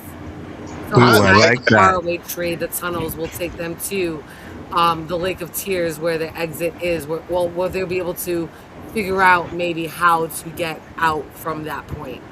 And it's funny you say that, right? Because I even said, okay, so let's say we have the spider, right? The spider has to tie into this somewhere. What if the spider is the one not just protecting the Lake of Tears, but also keeping the souls there, has them like in cocoons or something like that, and is stopping them from, you know what I mean? They got to go free them from the spider, get the Lake of Tears, and all kinds of stuff like that. Because I think we're seeing the spider. We're definitely seeing the spider. I So agree. that makes so much sense because now, why was Jim looking behind over his shoulder? Right. Right. What is coming for him? What is he Yes. looking for? Yes. Right. Yes, something to take him back, his soul back to the Lake of Tears, right? That's what he was looking for. He was, and he probably was hearing it, right? We couldn't see it, but he was probably hearing it because he kept hearing something and looking back. So yeah, I believe it's something that's going to take his soul to the Lake of Tears. That's why he tells Ethan, "You have to find the Lake of Tears. That's the Exactly. only way to get us out." And also, just to go into like some of the structure of what this place is, if you kindly get to the final level, like even in a video game, the final level, wherever you face off with the big bosses, it's supposed to be like the hardest thing to do. So if you know about spider webs, it usually catches whatever it catches. The more Mm-hmm. what it catches struggles, the tighter the web It comes gets, and the more you kind of like finally meet your doom. So yes, imagine if you really want to take hope and out of people and give them despair, finally make them to where they can see their exit and be there and finally get in the like snagged in the last trap, and then them fighting and that sucking out the last hope and despair that they have. That would be the tastiest meal for whatever this entity is. That is absolutely. Go ahead, Brian. that's no, so that's wonderful. I thought that's so eloquently spoken because that is what spiders actually do, and that's why Hmm. you pray. That's why you give them hope to take it away. Yes. Yes. Because this town feeds on their hope, right? And that's what I always said. When you think about it, like Fatima, she was hopeful. Oh, I'm having a baby, blah, blah, blah. Then boom, it comes, take it away. It's Right. Smiley, The right? smelly So, pot. Right. yeah, everybody has had some sort of hope in this town that has been taken away from them. And that's what the town is feeding on. So I agree with you guys 100%. Yes. 100%. I love it. Love it. Right. Definitely love it. I I know. asked a question. God. Go ahead. I want to just kind of pick your brain. Well, what do you think about this whole Ellis Fatima being the idea of them being Adam and Eve? They will have to return as Adam and Eve, or they will never actually be able to leave Fromville because they have to be the entities that actually watches after everything. That's why I we see the Adam and Eve in the opening. I 100% agree with that. I think there's a reason why in the first season we see Fatima tell Julie in, I think it's season 1, episode 5. It's called Silhouettes. When Fatima tells Julie how her father was killed, right? There's a Yep. reason for that. I think that Fatima, if we are going to go in the route that there are reincarnated Nkui children, even though we see the Nkui ghosts, if there are children that are reincarnated that need to be saved, then one parent probably tried to go against the mold first and was set an example to. That would be Fatima's father. He probably was like, I don't want to do the sacrifice, and was the first one to probably go. We all assume that between Tabitha and Jade, that they chose not to sacrifice their kids at the last minute or whatever have you at the end. Whether or not they were able to save a child is debatable because of the number of kids that we have, and we don't know all the storyline yet. However, just in a good story making and what we know of, there always is that first person to test the line that is made an example of. And I think that there's a reason why we hear Fatima's story. So if Fatima is a child that was then sacrificed, that a parent was sacrificed in order to save, Do I think that because she was the first, she would have to stay behind to be a guardian, which I know we were talking about earlier, and being that Boyd, if he was just a +1, because Abby was the one that was always supposed to come there since she had heard Yes. voices. So if Boyd is then the +1, but yet he made the sacrifice to save Ellis, Yes. that would then make him the first of his kind, being that he was sacrificed by somebody that wasn't from the OG town. That would make him the Adam and Fatima the Eve. And the fact that we see that painting, I think in the very beginning, from episode 1, season 1, we see that painting. It's in the opening credits. It's been in the opening credits in the song. I think that that is a foreshadowing, and I agree with you that they will remain behind to be the guardians. And I think the fact that she gave birth to a smiley pod ties her to there. Because even though she might hate that smiley pod, she'll feel a connection she can't leave there with, because she will always have that last bit of hope. Facts. I like that. And she can't have kids outside of there. And not for nothing, of all things for somebody to never lose hope in, it's in your child. No matter Yes. what, that's still a part of you. You will always have hope that some part of you is in that child. And I 100. 100% think you are dead on, and I'm with you, that Fatima and Ellis will have to stay behind. And I think Kenny foreshadows that when he says that the best thing that we can do is, even if we die here, is leave something for the next generation to learn from so that they can get out of here. I think Fatima and Ellis will take on that responsibility, and Kenny will help lead them out. Right. Because if I love Fatima stays, Ellis ain't going nowhere. You know what I Right. mean? Ellis He ain't untouchable. leaving her by Boyd herself. saved him.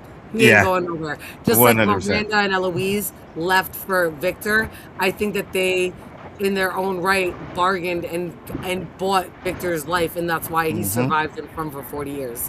Miranda's Facts. death and Eloise leaving that cycle and never returning, so Victor can be alone. What other way to give it somebody hope and despair by leaving you all alone at the age of 10?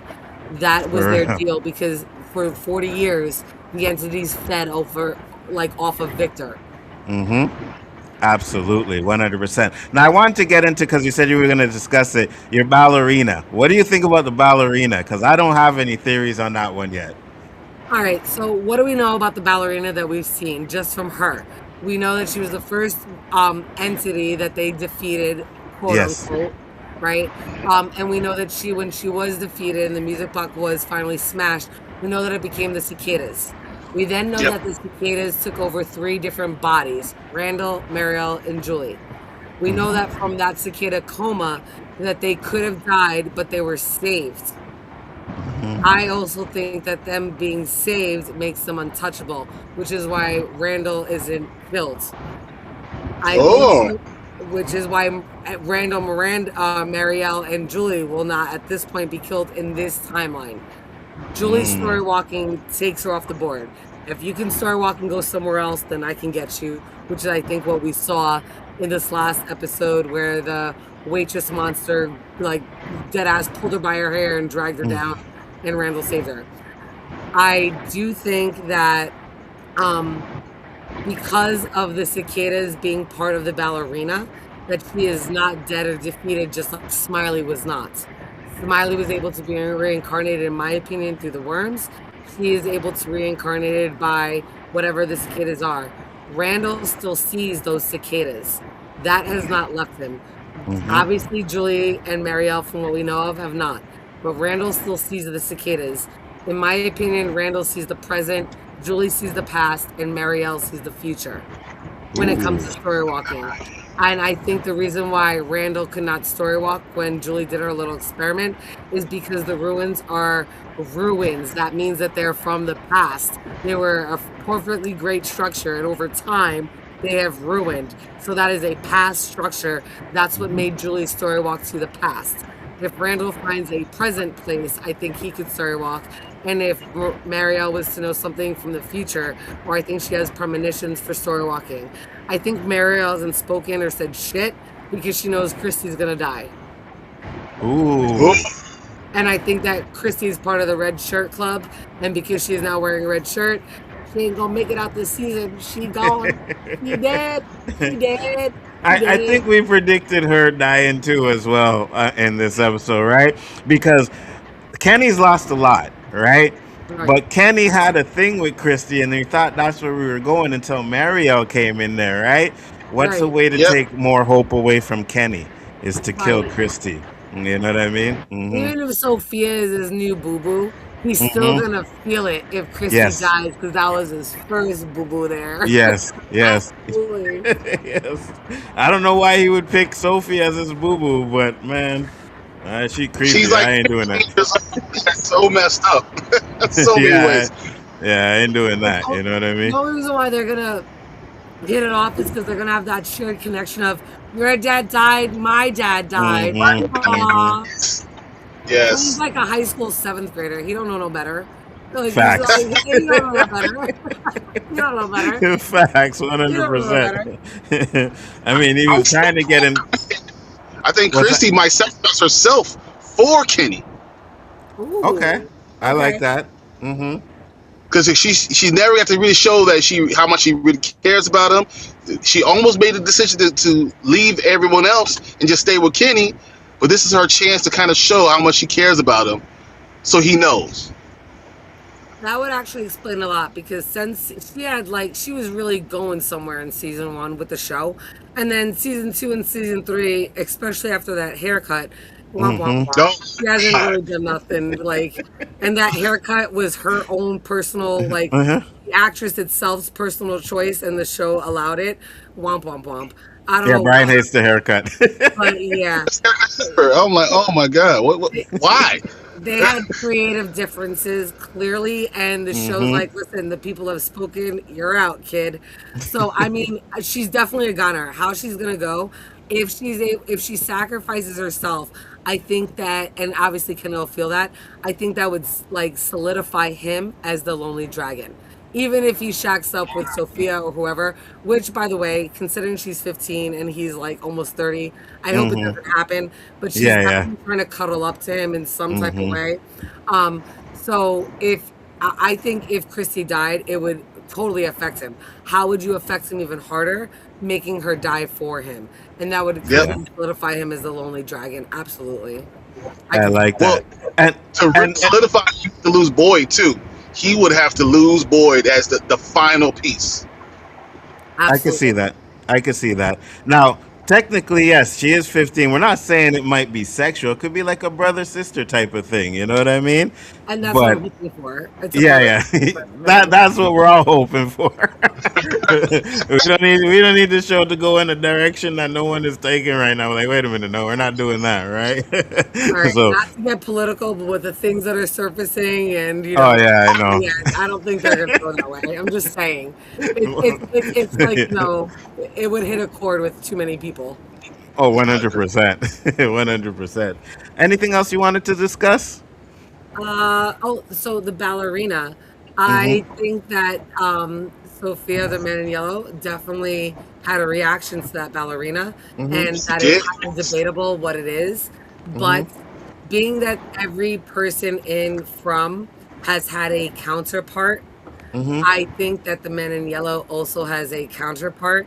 And when he saw the ballerina, which actually matches the music box ballerina, is the same shape, same ballerina. Yep. I do think that he was like, "You failed. Damn it, I can't be with you, and we can't be on the same plane, so to speak, because she's in Cicadas and in Randall at this point, and obviously can't be in a humanoid form, for lack of a better phrase. So I do think that he was like, damn, I gotta save you. I gotta fix this cycle plus save you, is kind of the way I thought that he looked at her. A lot of people have thought differently. But I do think that that's his counterpart, and that they're on the same level. And she is the spider, right? So when they I did think the that's curse, spider. yeah, when they did the curse, that was her curse to turn into the queen spider, right? The other townspeople or whatever turned into the creatures. Man in yellow turned into the entity, which I think is going to end up being So in one of the pictures, you see that dark, shadowy entity. That's Yes. the. I Yes. think that's what the man in yellow is, right? Yes. Original. Yes. Yeah. And I think Yeah. that just like the Nephilim fell, oh, sorry, we got back to some biblical stuff. Just like Yeah. the Go ahead. Nephilim or the fallen angels Oh, fell in love with humans, I think that this entity fell in love with one of the OG settlers, a human, Mm-hmm. right? And that human, in order, is still a trickster demon, even though it fell in love. I still think that the curse upon that his partner is that they have to now still play a certain role. Like I think the man Yes. in yellow can do what he wants, even though he has to follow some rules. But I think that his partner has different rules. Does that make sense? Mm-hmm. Like it has a little bit more Yes. stricter rules. yes. Like even though, yeah. So I think that he's like a Nephilim, so to speak, and fell in love with a like a regular person. That is a lot of people thought it was a kimono lady. I don't think it's a kimono lady. I think it's the ballerina monster, especially after seeing this Yes. episode. I think that's his counterpart. Absolutely. 100%. Who do you think's going to die this season? Christy and Donna. I definitely think Donna. Definitely, Christy makes a lot of sense. And Henry. Sorry, Christy, Donna, and Henry. That's why I was because Henry's going to sacrifice himself for Victor. Yes, They 100%. foreshadowed it so much; it's going to have to happen. After that roommate scene, like, why would, as Donna, why the fuck would you leave, even if you heard a noise? And then they're like, oh, he's gonna be my roommate. I'm like, that's significant. That means they're gonna kill one of them off. Yeah. I hope it's not Yeah. Victor. I'm going with that it's Henry. Honestly, it could be either one that gets killed off. I personally think it's going to be Henry. That way, Victor can actually see Eloise. And I do think that the show is that cruel that Henry will die. In the next episode, Eloise will pop back up, and Victor will get this like reunion after he's like almost about to kill himself. Sorry, unalive himself. Sorry. Yeah. I Oh, it's okay. No, no worries. Say what you want I to. think Henry dies. He sees Eloise. Eloise comes back to the settlement. That means they have to kill someone. They have to get another sacrifice because you can't go over the number. So Yes. he's the one that's taken for Eloise. Eloise comes in. Henry gets taken out. 100% agree with you. And that might be one of the long-term strategies that the boy in white had. Because the only Yes. what the purpose was of pushing Tabitha out, but to find Henry and bring him back. A lot of Oh, people good theorize point. it's for Yeah. Henry. I mean, it's for Victor because Victor got cheated out of being with Henry. I don't think it's for Victor. I think it's for Eloise. I think it's Yep. because of exactly what you said. There has to be a certain number that's there, and if they kill off Henry at like literally within minutes later, Eloise would be able to pop back into Pops out. town. Yep. I like that. Now, do you think Julie ends up meeting up with Eloise first and learns story walking from her as well? Yes, Maybe how to control it? Because I think that's 100%. where we're first going to get introduced to Eloise, right? And Yes. maybe that helps Eloise find her way back to this timeline or whatever, or something like that, like you said. And then Henry dies, and boom, she's able to stay. So one theory is that colonial woman that I mentioned before that we know is casted for season 4 that we have not seen anything of except for in maybe some of Miranda's drawings could either be either the evil entity or without knowing Miranda was drawing a future version of Eloise because we know we're going to go back to the time of the Red Rocks where we see what we all think is little Tabitha, right? Yes. So if that's the case, what if Eloise chose to stay in that cycle and grow Ooh. old there? And that's the colonial woman that we see. Ooh, I like that. I like that, but my thoughts were that she was with the original children. She's the one that gave them the idea of hope. She's the one. Eloise stayed there to give them the hope. All right, so what if Eloise did go back there to give him the hope, but didn't realize that she needs to go back a little further and change the story by retelling it in a different way?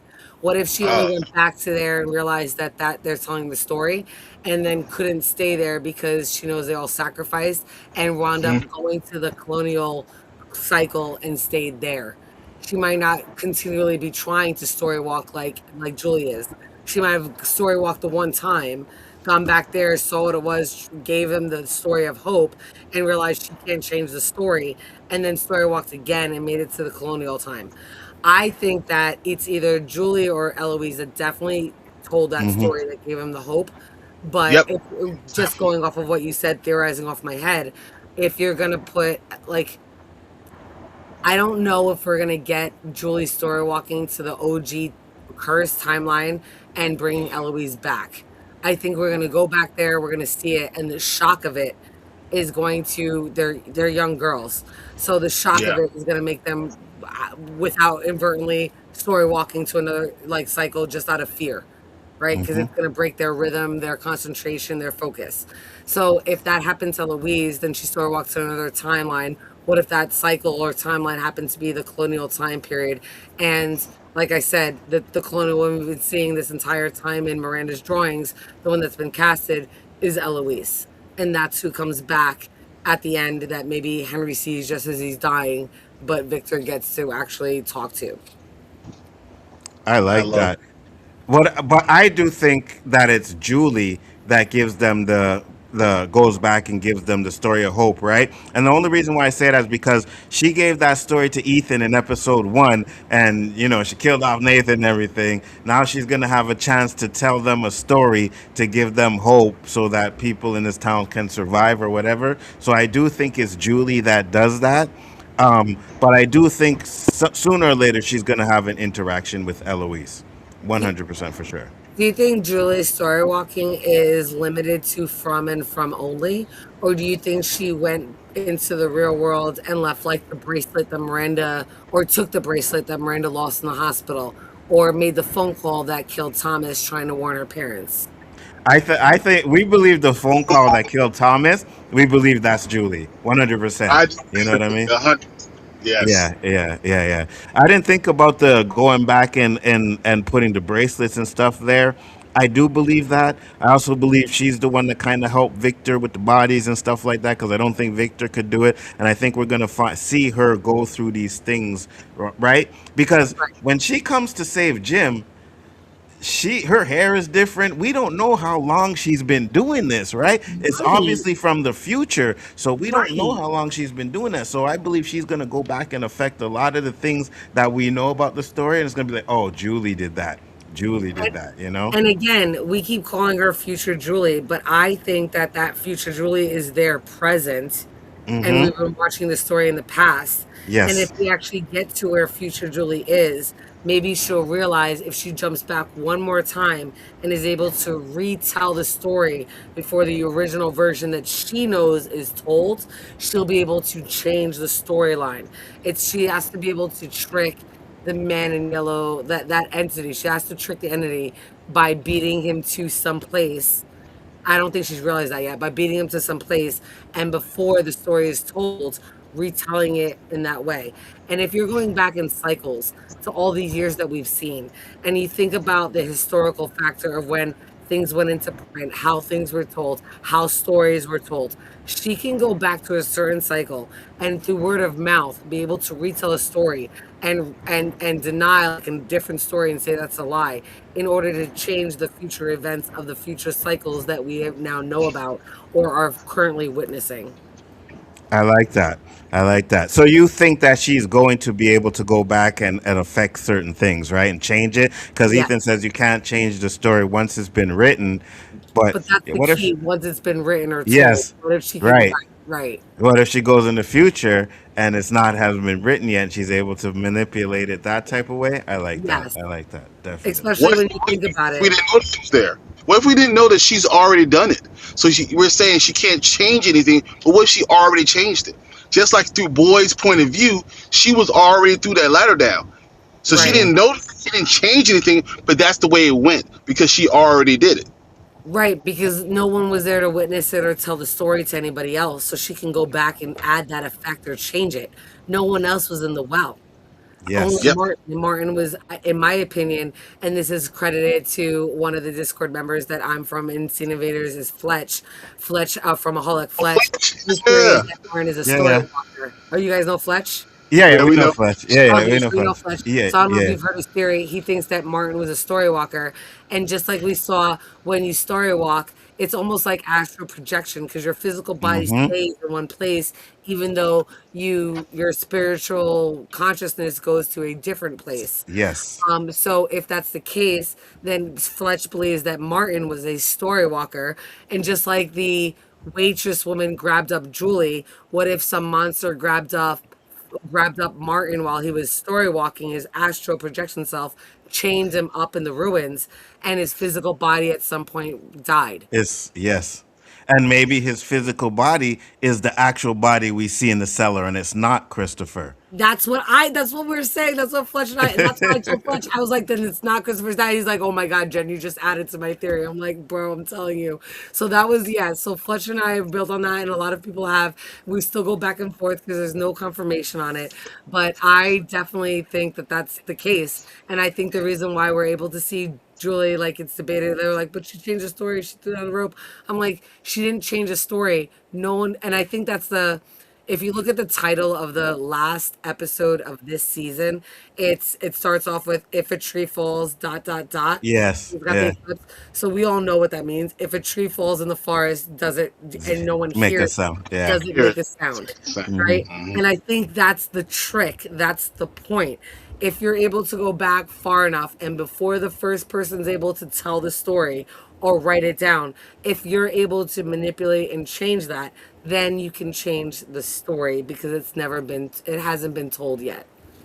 I That's like it. fire. That is And fire.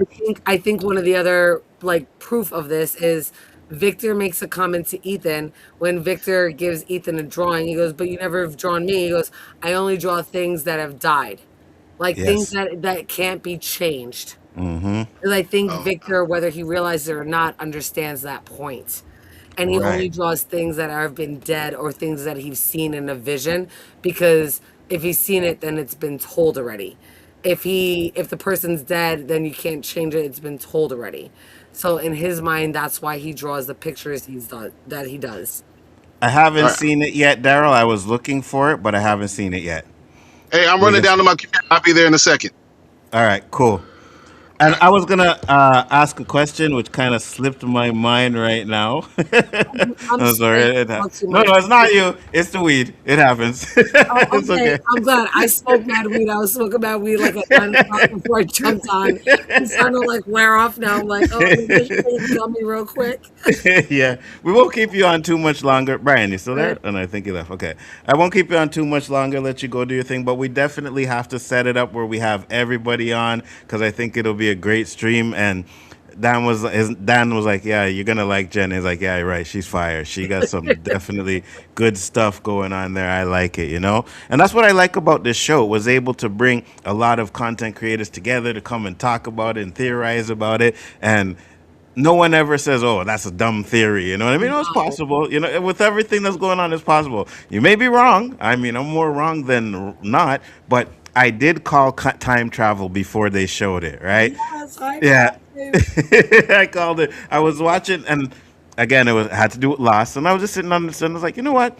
I have a feeling that there's going to be some time travel in the show. And Brian was there, and I had another friend on there too, and they didn't say shit, right? They're just quiet, like, oh, like it's talking shit. You know what I mean? Like there's time travel going on in this show, and then boom, time travel comes up, and it was one of a viewer that was like, hey, you called time travel, right? And I was like, I did. I don't fucking remember. Like, I didn't remember. I was like, I don't remember. And she's like, yeah, go back and watch that. And I was like, oh, yeah, okay. So at least I got one thing right. Donna was wrong. Everything else was pretty. I said there was no baby. You know what I mean? And I actually called that. I called the reincarnation because I always thought that Abby was Eloise because of the visions and then Yeah, Sarah yeah. online. So I'd called that there's got to be some type of reincarnation because I figured it was a curse. And I called Smiley. I was like, Fatima's gonna. If they're immortal, Really? well, I kept saying, and I'm like, I watch a lot of vampire stuff, and like I was into. I was like, if they're immortal, he cannot die. He has to come back. I'm like, I was like, and then when she was pregnant, and the fact that she was like, but I can't get pregnant, I'm like, it's Smiley. That what other nightmare would there be but to give a woman? Because again, maybe it's a girl. If you tell Yeah, someone yeah. you can't have kids and they really want to have kids, that's a fucking nightmare. And then to give them the gift of actually having a child. What other way is it to actually suck all the despair out of it? by being the reincarnate of the freaking monster that's immortal. So it's Facts. immortal. It's an immortal. Can't die. So when Boyd's like, I killed it, I was like, no, you didn't. It's gonna come back. And then they burned the body, and I was like, I don't care. It's immortal. Uh-huh. They Uh-huh. they haven't set vampire rules. I'm like, it's still immortal. I was like, 100%. what no rules? So I had made a theory video for the Scene Invaders, and I had said that back, I think, with season 2, episode 6. And I noticed like there were comments, people were like, you got spoilers. I'm like, I got the spoiler. I'm a teacher. I gave in a theory video. I don't have a channel. I have no subscribers. Well, who's setting these screeners, and where do you think I got the Facts. spoiler from? I'm like, I just use like I got high and then just rattled off some ADHD theories because that's me. Just like I rattle off ADHD lesson plans because I'm a teacher, like find fun shit to do. I'm like, huh. And I see many different perspectives. Like I had a couple different theories, but I definitely was like, she's gonna give birth to the immortal person. There's no other, how else do you bring somebody immortal back? I I'm like like, why that. not rebirth them? What was shocking to me was, in my opinion, and some people are debating it, how much Smiley looked like that red cave drawing Yes. or entity thing. Yes. I Yes. think it's the same thing, but a lot of people say that that's the big bad and it's something else.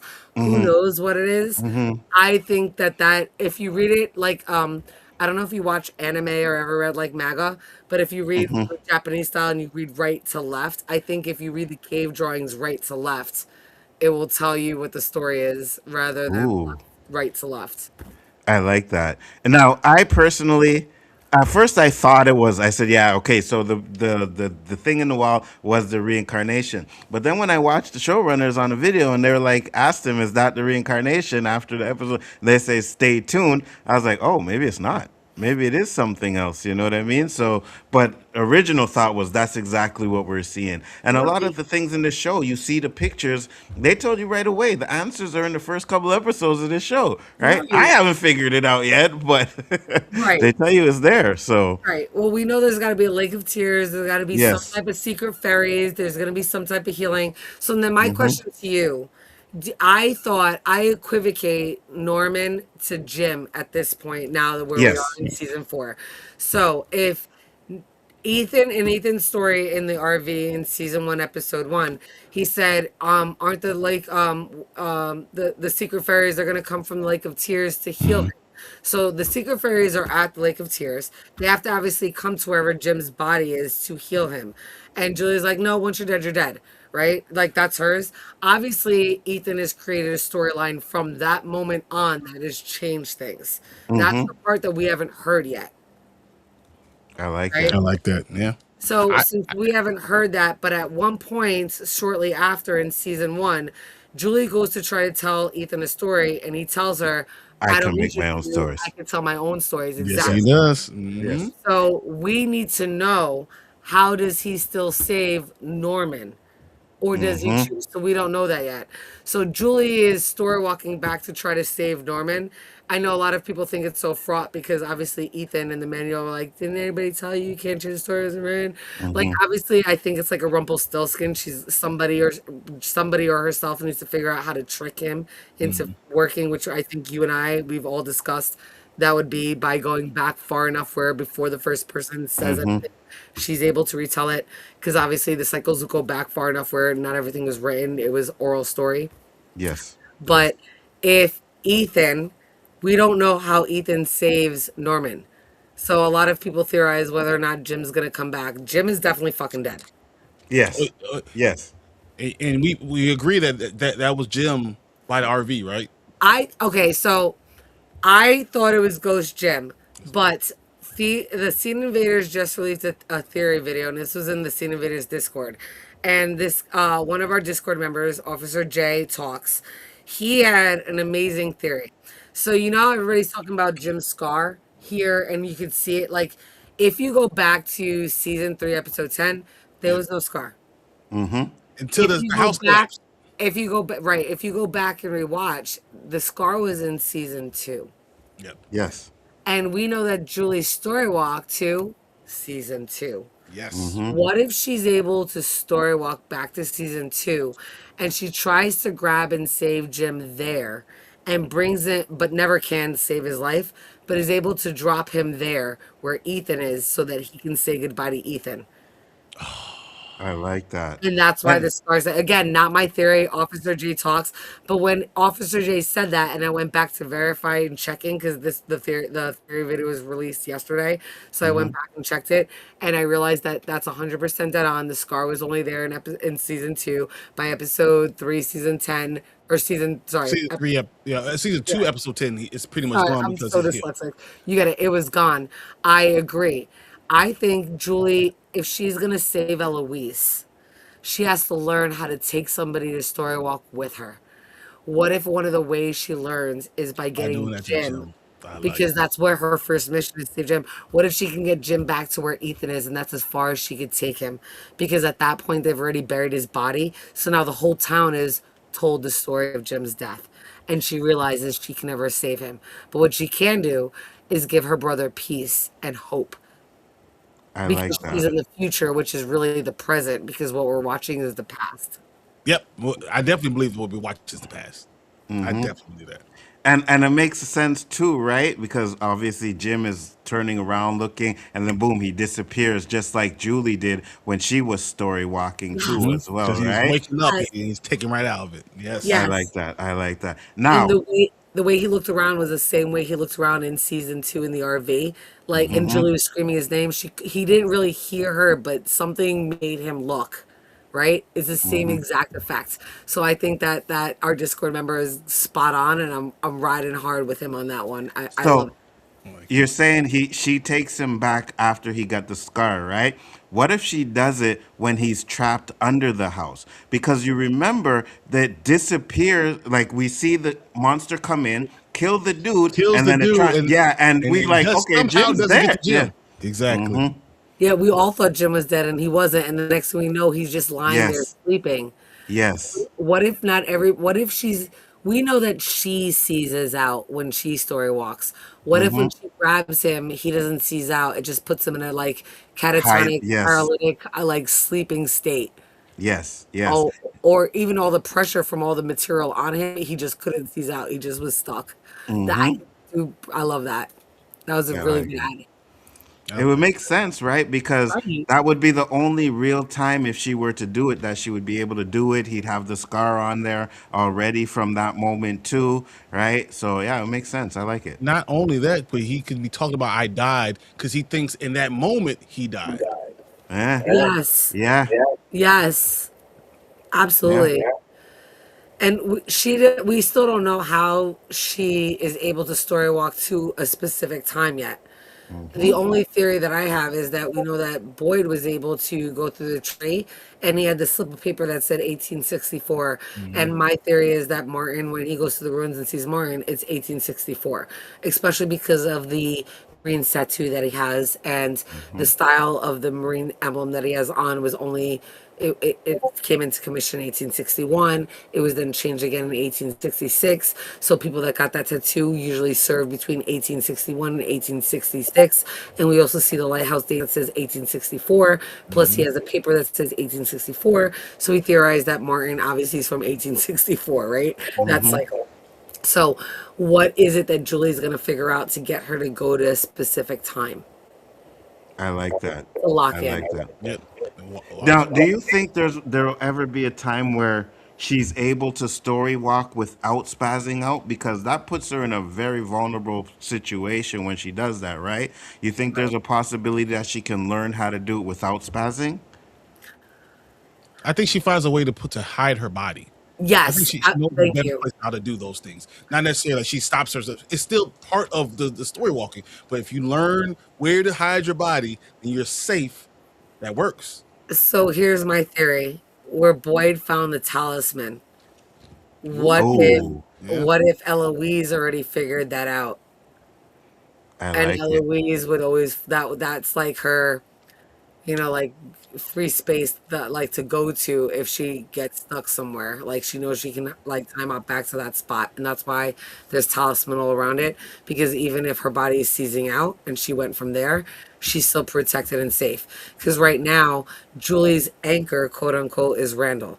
I thought he would be her like actual physical anchor, but he's really not. She could have anybody be there, not just Randall, to actually physically pull her body out. She just needs somebody that sees her seizing to actually pull her body out. So it's not necessarily like Randall's an anchor. She just needs an anchor in order to be safe. So I think you're onto something.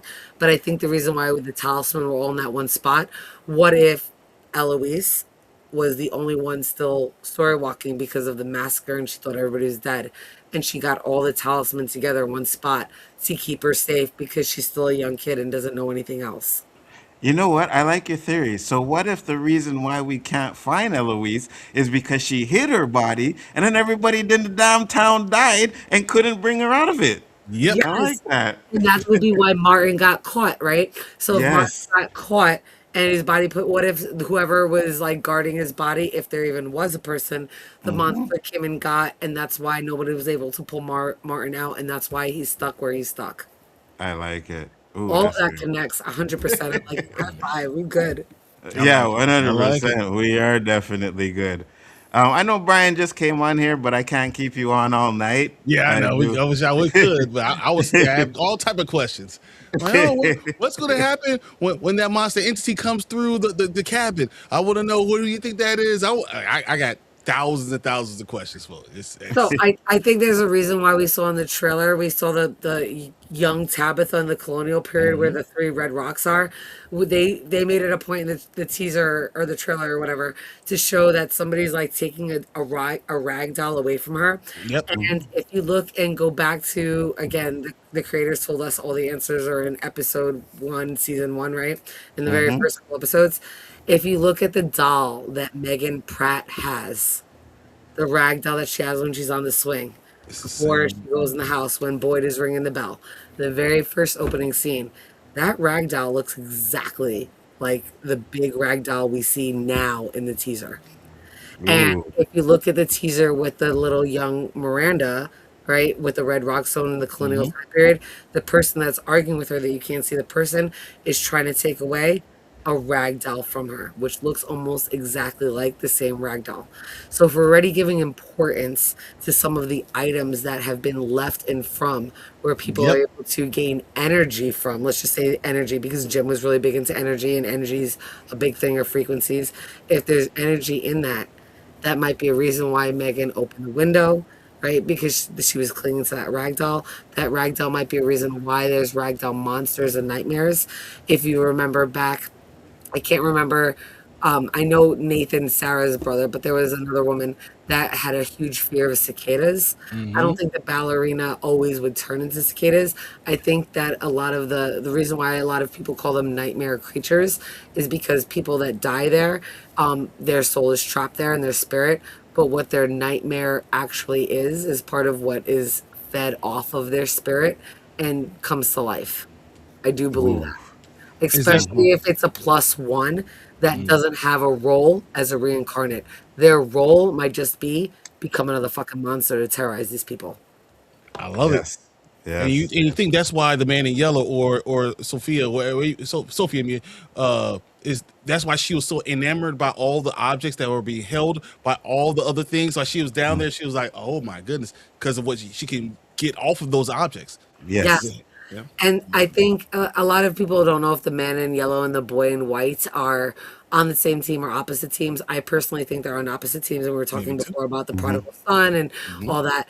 But the man in yellow told Victor in the massacre that everybody calls the 1978 massacre, but I really believe it's in 1981. But anyway, the 1981, that massacre from Victor's original cycle. The boy in white told Victor to take all the items and bury them.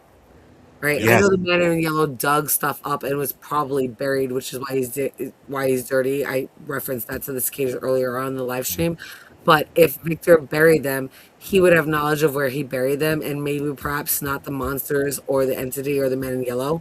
I think he did that so that way he wouldn't be able to come shift or come back as one of those people. And all of the items that they have are from previous cycles, like the 50s, 60s, 30s, all that. Last thing. It's my last question. Victor obviously paints a picture of the man in yellow. So how is their interaction that happened previously going to affect us going forward? Will he remember looking at that picture once we find the clothes? So, in my opinion, I think that this cycle has gotten the furthest to figuring things out and getting out. But Miranda and Christopher's cycle, I think, and that time the furthest as well. I think that every cycle progresses. Yeah. So if Miranda and Christopher's cycle got pretty damn close, I think that the man in yellow, just like he's doing now, stepped in to shift the things and change the favor in the way it was going in order for them to continue playing whatever game, whatever story role that they have to finish it out. So it's not such an abrupt chapter, but rather something that's more written out, drawn out, where you can see more of their experiences. So I think the man in yellow always has this wild card where if he feels they're getting too close and he wants the game or the story to keep going and to continue, he throws in his wild card, being he gets to jump in and shapeshift. So do I think that the man in yellow decided maybe not to shapeshift, or if that's the entity that he chooses, like a Pennywise way where that's not really his real form, but that's the form that he comes in?